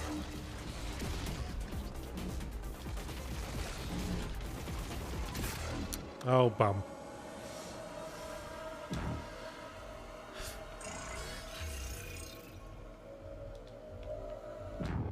Wait. Avram. This game has cutscenes? Not that I've seen, but then we've established we're apparently playing it on someone else's save. Yeah, how do you get cutscenes? I want cutscenes.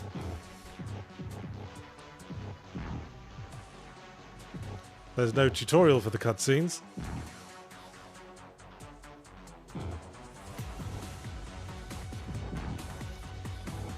Do I want to leave the abyss? Heavens, yes. Cutscenes only include an deluxe version. Dang it.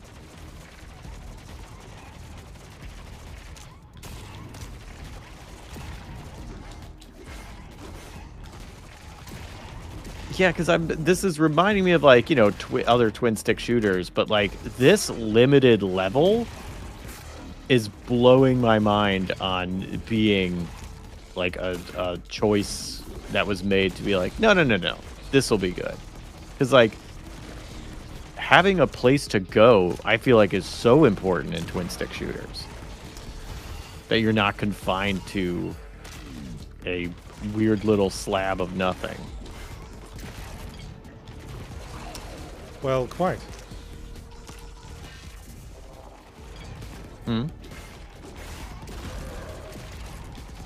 I said, well, quite. Oh. Does that mean yes? Yes. Oh, okay, cool.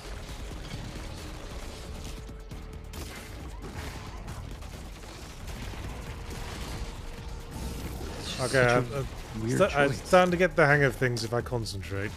Yeah? Yeah. Just Right, remember I've got 2 guns. Melee attacks reload the second gun. Use the second gun if the pistols are getting me overwhelmed. Okay. So we all have to sit quietly for the next 24 minutes Yes. while you concentrate hard. I mean, I'd hate people to think I'm shit at games. Despite saying in multiple reviews.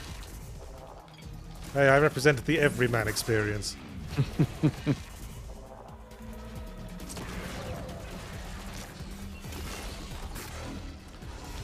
Avram, dumb question. Does Transistor count as a twin stick shooter? I haven't played that in ages. I've completely forgotten how it plays, if I'm honest. I have to remember which one Transistor is. That's I've definitely heard of it. That's the super giant game about the lady with the sword that looks like a great big ice lolly. Oh, okay. Yeah. Oh, well, oh, okay. I died from something. I'm not sure what.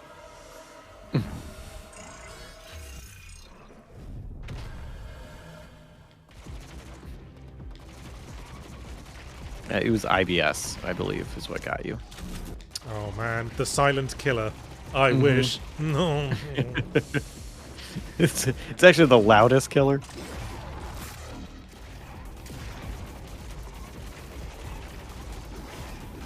The level just changed slightly. Yeah, it did, and then died, and then it goes right back to normal.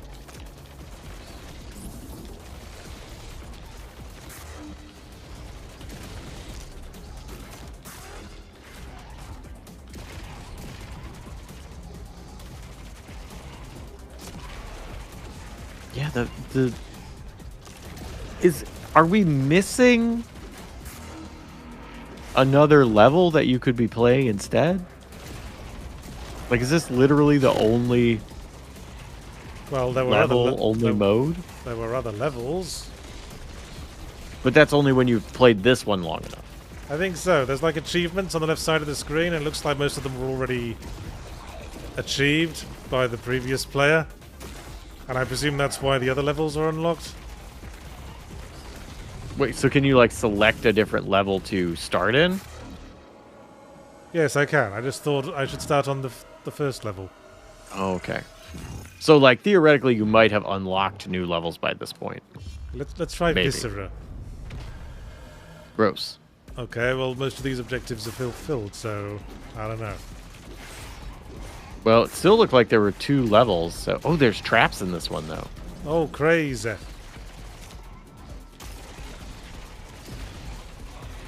Ooh, Sussy Guru 2000 with 5 euros. Jeez.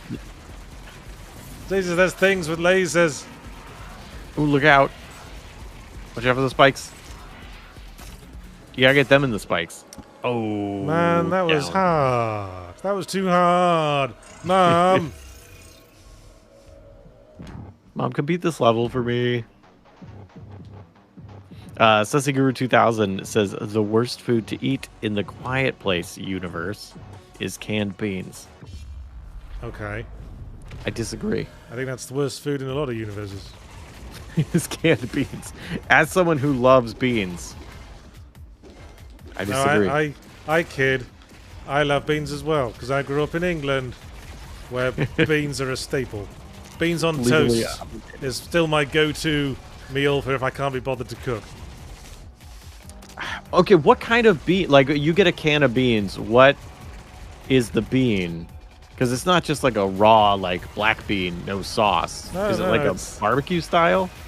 Like, what Yeah, is... but it's like barbecue style, but with like a tomato sauce rather than a barbecue sauce. No, like Heinz baked beans. Have you had Heinz baked beans? Yeah, I can't stand those. Okay, that's what I'm talking about. Okay. Those beans on toast. Okay. Do you toast the bread to make it hard so the bean juice doesn't soak in as fast? That's basically the idea, yes. Okay.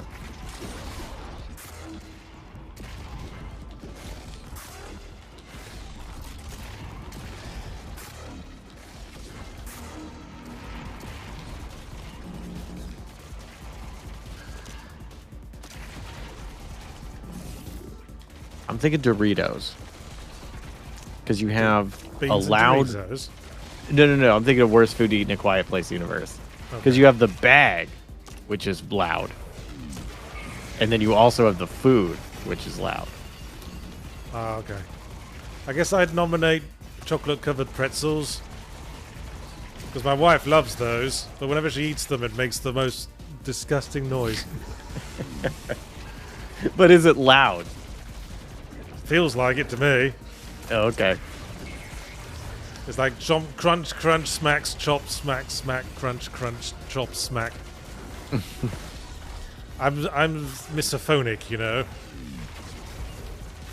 I hate the sound of people chewing. I have heard of that.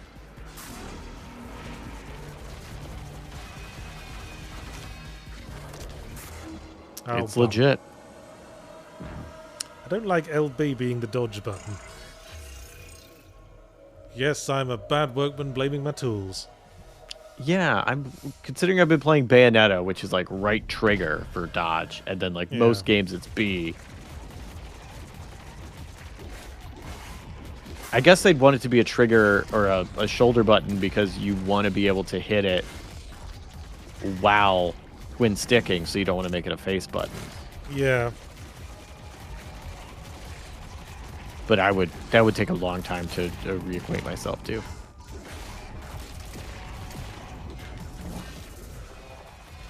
Ooh, baked potato loaded up with beans, cheese, and coleslaw. That sounds delicious. Yes, yes, yes. I'm all about that.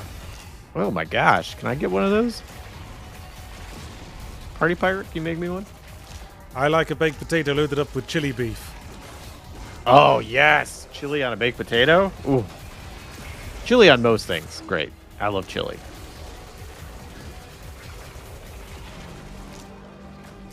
Enzer Arthur with bits saying, "Don't even say, Mom, can you beat this level for me? My mom would help me and my sister get through Dooms 1 and 2 back in the Windows 95 days. Mom's a gamer. Awesome." Oh. Sad. Be like, "Mom, can you help me?" Be like, "Sure, shove over. It's my time to play."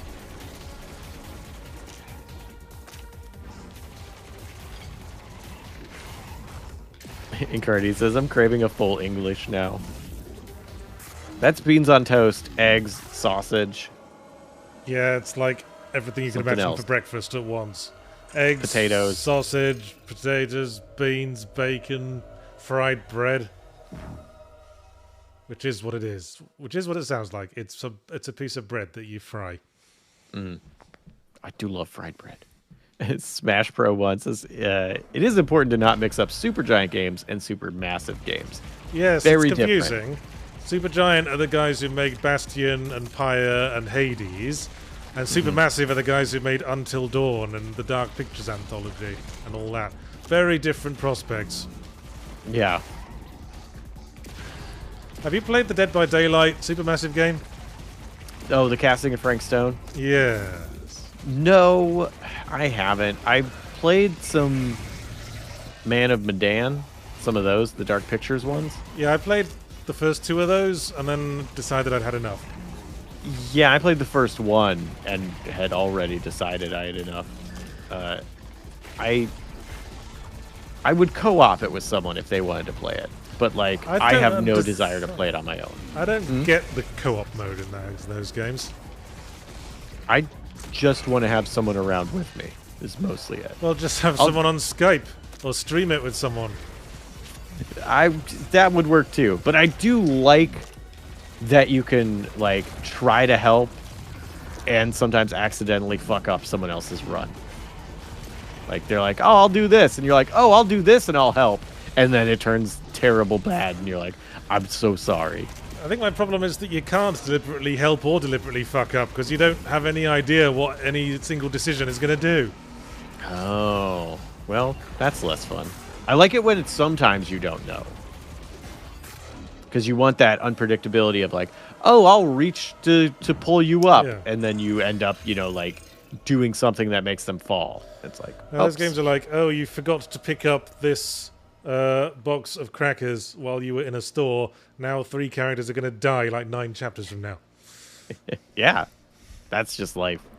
So I need a new office chair because when we started this stream, I had almost no headroom, and now I have a bunch of headroom. And I thought my office chair was like losing and sinking, and that's exactly what's happening. It's also not super comfy. Yeah. It's also not super massive or super giant. Uh-huh. Well, I sit on a couch when I'm gaming in my office, It's a good plan. and the bit where I sit on has started to very severely sink into the rest of the couch. Because I'm the only person who sits on this couch, so it only ever gets sat on in this one spot. Maybe you should switch the cushions or something. I thought about that, but it's the middle cushion. And the left cushion has the little lip on it that goes around the side of the couch. And the right cushion has the same lip on the other side. If you know what I mean. I do know what you mean. I mean,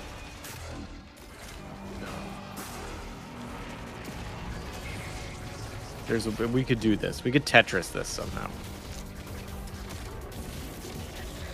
But before we do that, Sussy Guru 2000 with €2 says, "How much do you like or hate blood sausage?" I have never had black pudding, which is I've also what blood never had sausage, which is what blood sausage is. I mean, it could be delicious. Well, as much as congealed blood can be, I suppose. I'm not wholly opposed to that. Like, it seems like it. I mean, if you talk about meat in the same way we would talk about blood sausage, it could be like, "Oh, gross! Why would you eat meat?" Like, it's. No, that's fair enough. So I mean, I feel like it's very contextual. It's like eating lobster when they're genetically basically a cockroach. Yes, they are just a big wet cockroach. It's a saltwater yeah. cockroach. I also just do not enjoy lobster and crab.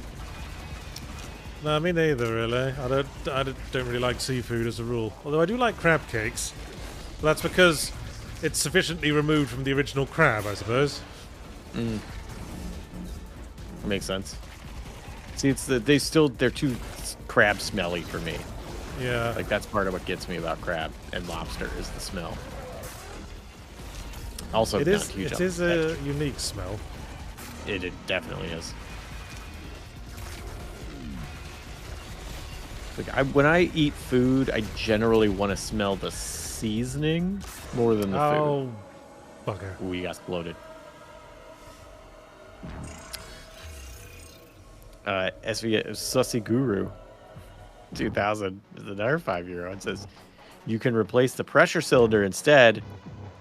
Those are standardized. That is a great idea if this chair didn't kick rocks. It's not a very good chair. I got it off eBay, not eBay, Craigslist, from some random person who I met in a parking lot, and I already had to put a buy a squishy thing to sit on, so like it's not comfortable.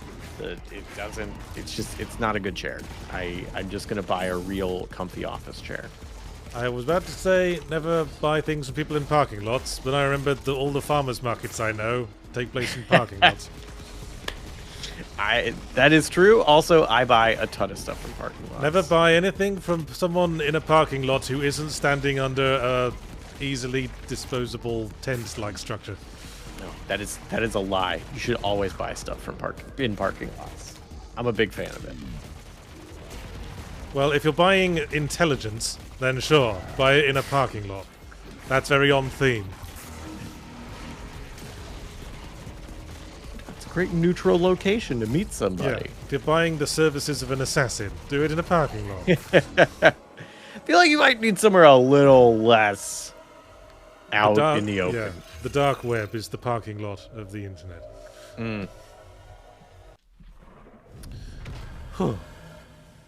But that's also where you can get someone's copy of Champions of Norrath Return to Arms.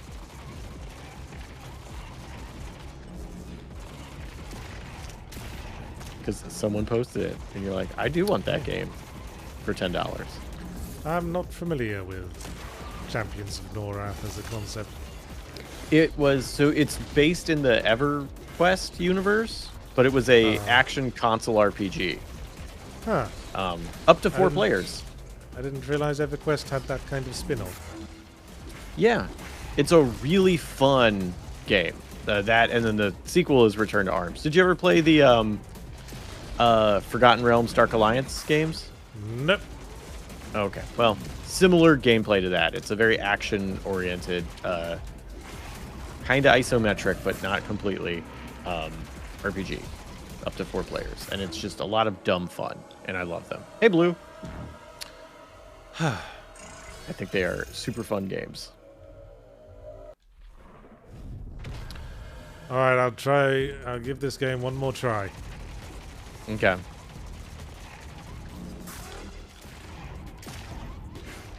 Jesse needs a new office chair. Yahtzee needs a new headset. Christmas is fast approaching. That's true. Yes. I mean, I'd settle for just a long USB cable to put in this one. Those, very easy to get. Perhaps I should raid my office. I've got a ton of random cables lying around in various places. I bought a really long USB cable so I could, like, plug my VR headset into the computer and not have to worry about it overdoing itself. I bought it so I could, like, play Steam games on my Oculus, I remember now. Sounds like a good thing to have. Yeah. Second wind is gearing up for Black Friday. Yup. No, we're Cyber Monday people. Black Friday means leaving the house. Yes, I'm getting mauled at the mall.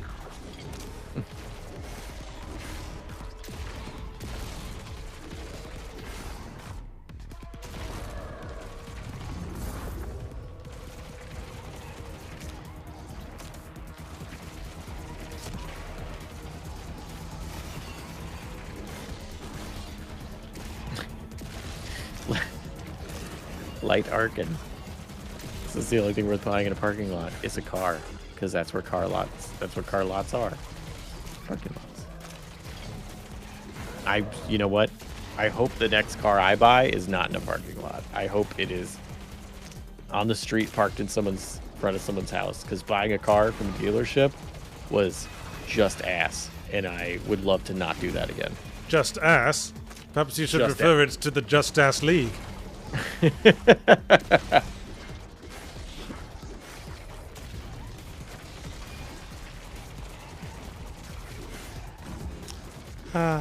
I don't know how I've never made that connection with that wordplay.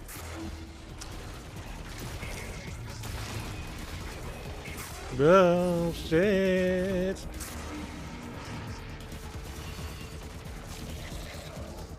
Give me more health. Oh, not that it helps. Do they ever drop health? Yeah, but you have to use a specific kind of attack on them to get them to drop health, sort of Doom Eternal style. Oh, okay. And you just could, like, is that hard to pull off, or? I like how every time you die, because it's trying to go online to check the leaderboards, it says a network error has occurred. It's like that's like an alternative game over message or something. I thought that was the game over message. Just imagining I'm modding Dark Souls, so when you die, instead of saying you died, it says the network has experienced a problem. Alright, I'm done with that game. And we've got 5 minutes. Let's do today's Guess the Game. Guess the game! Hey, Draft Cloud. Doing better now that we're moving on. That game, maybe some other people will like it. Yeah, it definitely feels like the sort of thing that would appeal to the kind of people who liked Devil Daggers, which is another game I didn't really like much.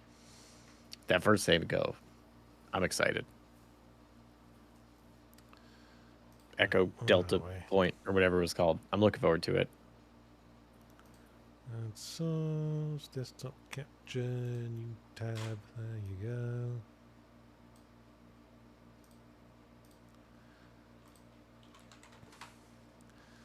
Guess the game. Yes, the game. Alright. Echo Point Nova. That was the name of it. Yeah. All right. What have me we make this got bigger. here? Ooh. Okay, that's an RPG. Yes, isometric, I suspect. Baldur's Gate 3, V Rising, one of those. Maybe. Besmirch $2 says, "Yay for Guess the Game." Heck yeah. Everyone loves Guess the Game. Bloodborne, Grim Dawn, Maximo. What the hell? You never heard of V Rising Guess the Game? Only Bakuki Renpatsu Super B Daman Gekitan Rising Valkyrie? What, have you not heard of Bakugan DV Vids Rising? Try one word, maybe? It just seems like Guess the Game has never heard of V Rising. All right, well, that's probably not that. Well, it definitely isn't then. Ultima 8? No. Surely not. I'm seeing Grim Dawn several times. Okay, let's guess Grim Dawn. God knows how you got it from that, but yeah, there it is. It's Grim Dawn. Hot dog! Nice Dang. going, Chad. I never played that game, so I was never going to get that. Oh, now look at this. What's this? This looks a bit... couple of generations backy. Yeah, this is like 2003 PC. I was getting GameCube vibes. Maybe. 2003. Well, that's still GameCube time, so yes. That, I'm guessing like around the 23s. My gut immediately said Star Fox Adventures. Someone else in chat also said that. Ooh, Well, not it Star was Fox it was Adventures. wrong, and we got a bit of text to help us out. Ooh. Something a little looks like something kind of cartoony. Some cat paw. Got a buh. That text does look familiar. That text is not HD. So this has to be yeah, definitely I'm feeling the early 2000s. Like that ribcage. Someone was saying Monster Hunter. Someone's guessing Ni no Kuni, and that feels right. Is this a 3DS game? I bet it is not a 3DS game. It looks too good. Hey, it was Ni no Kuni. Oh. Because the cartoony characters against the sort of GameCube era background felt right. When did Ni no Kuni come out? 2011 on the PS3. Huh. Wow, okay, that's later than my guess. I was wrong. Well, it was a fairly low tech game, and the text up there did immediately yell JRPG at me.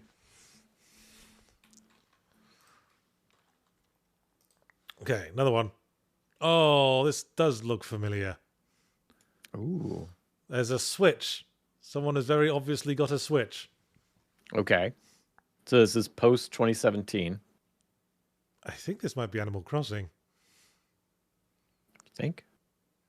Or something similar. Why? Could be Animal Crossing. Is this Pokemon Snap? Ooh, a modern Pokemon game. Okay. Yeah. So what do we have? Sword and Shield, Ruby and Sapphire, Snap. Were there shoot. Pikachu and Eevee. It is absolutely a Pokemon game, but it's not Pokemon Snap.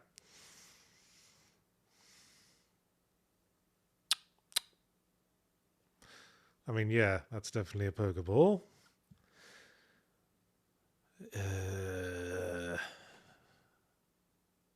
I haven't really played any recent Pokemon game other than Pokemon Legends Arceus. And my kids got into Pokemon Snap for a while on the Switch.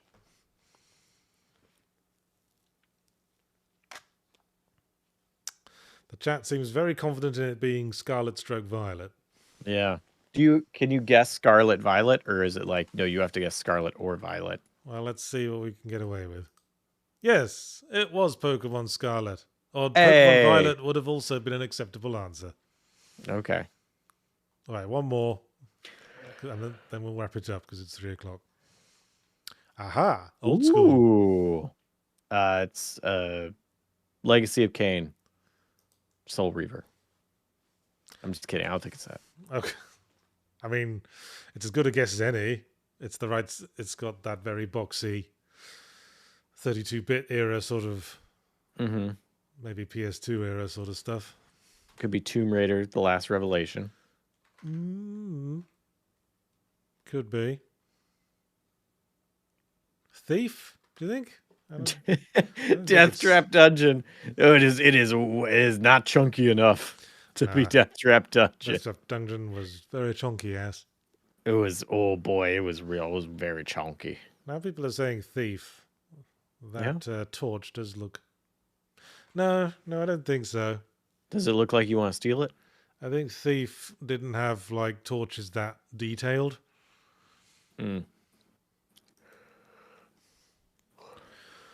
Morrowind? Maybe.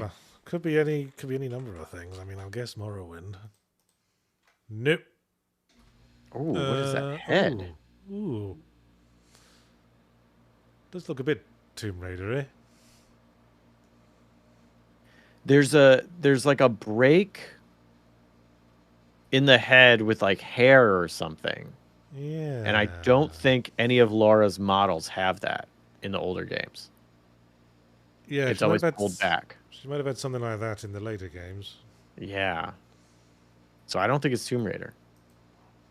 Could be Gothic, honestly. Yeah, it could be Gothic. It could be so many things at this point. It ain't Gothic. Nope. Okay. Original platform PC. We got some. Wow, that. I do not recognize that. We got some GUI there. Yeah. So it's definitely a game I haven't played, so that narrows it down. A PC game. And that... See, the GUI almost looks like the God of War GUI, but not with that stuff in the top right. Yeah. It's not Tomb Raider. Tomb Raider never had a GUI like that. Mm-hmm. Definitely didn't. Is this an RPG? We don't know. I would guess just from looking at it. It looks very RPG. Maybe. Very empty. I don't think it's anything I've played. PC. I'm saying it's not Ultima 9. Original. No, that was It's 2D not game, Armor. wasn't it? Armorines? What? Ultima 9 was still 2D, I think.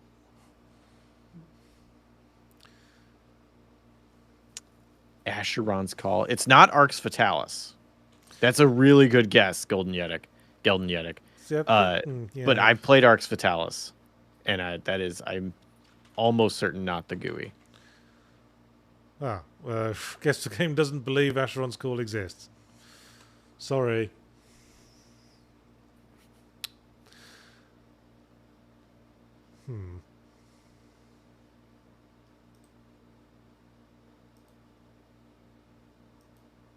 Arx is first person? Oh yeah, I guess it is too.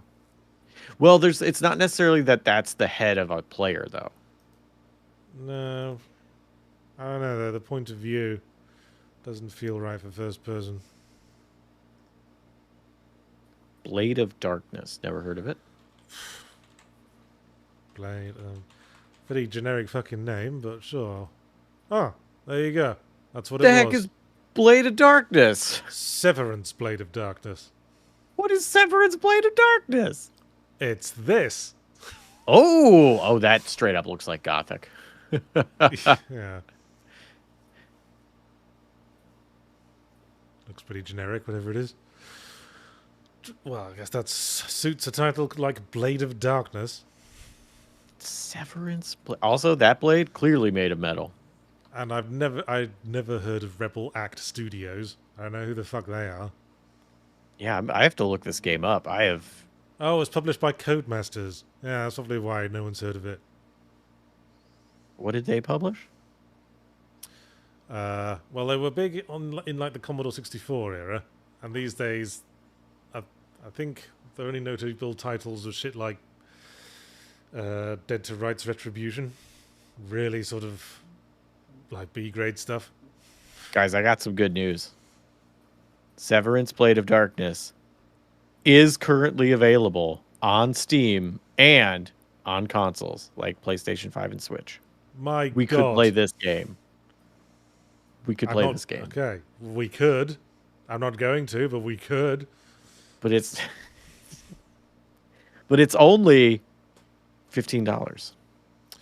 Ooh, there's a bundle. Well, I could buy 3 cakes with that and have a much better time. Hidden Gems contender? Yeah, I may make people suffer through this. This looks like the kind of awful, possibly wonderful that I love. Remember it's a real love or hate. What life was like before we figured out melee combat, and every single fucking game had the exact same melee combat controls. Mm-hmm. All right, I guess we'll wrap things up. Thanks for watching Yahtzee Tries, where we played a lot of hacky slashy sort of run aroundy shooty bollocks. We did. Including we did so much. Kill Knight and the other one, Echo Point Nova. I got there in the end. Yeah, you did it. Don't forget, I've had a new fully Ramblematic came out today, which was on the subject of the Dead Rising Deluxe Remaster, which hopefully didn't reuse too many of the gags I used in our previous topical punch that we did on the Dead Rising Deluxe Remaster. We did. Man, I got to watch so out much for that. Dead Rising. I know. There's so much to complain about.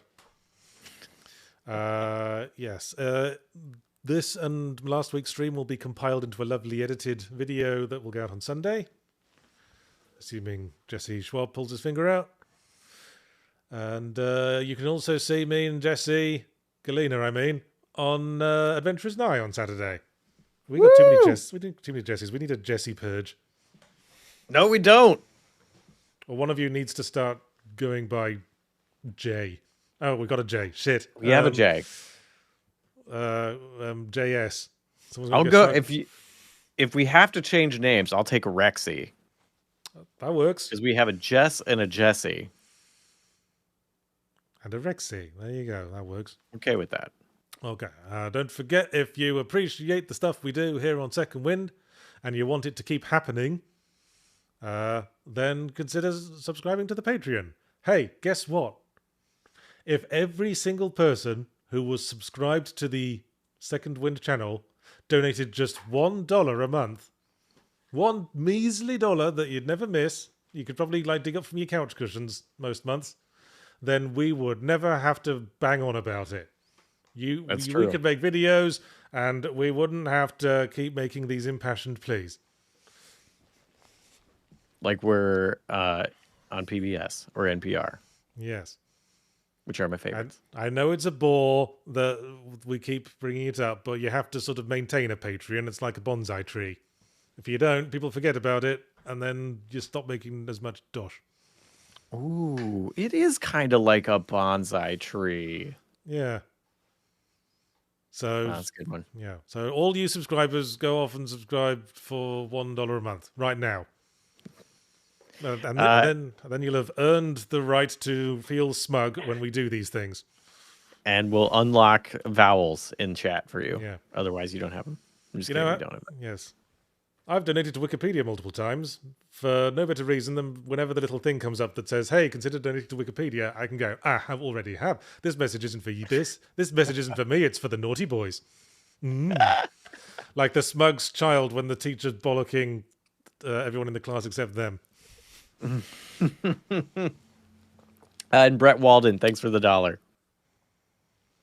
And the animated 3 with balloons. I don't know why that's there. Yay. All right, I'll let you all go now. Oh, Jesse, plug things that you're in. Oh, what? Hot Monday Energy on Monday. Adventure is Nigh on Saturday. The Topical Punch Yahtzee and I did on Dead Rising Remastered is already out. And all the pack stuff is on our site too, on our YouTube. So, all right. Yeah. And lots of other stuff on Second Wind every week, as always, for you to enjoy. Indeed. In fact, I believe Firelink's later today, isn't it? Yes, it is. Live. Yes. They'll be talking about that lady from Stellar Blade with the big boobies. And if that's not an incentive to subscribe to the Patreon, I don't know what is. All right. See you later, everyone. Bye. Bye.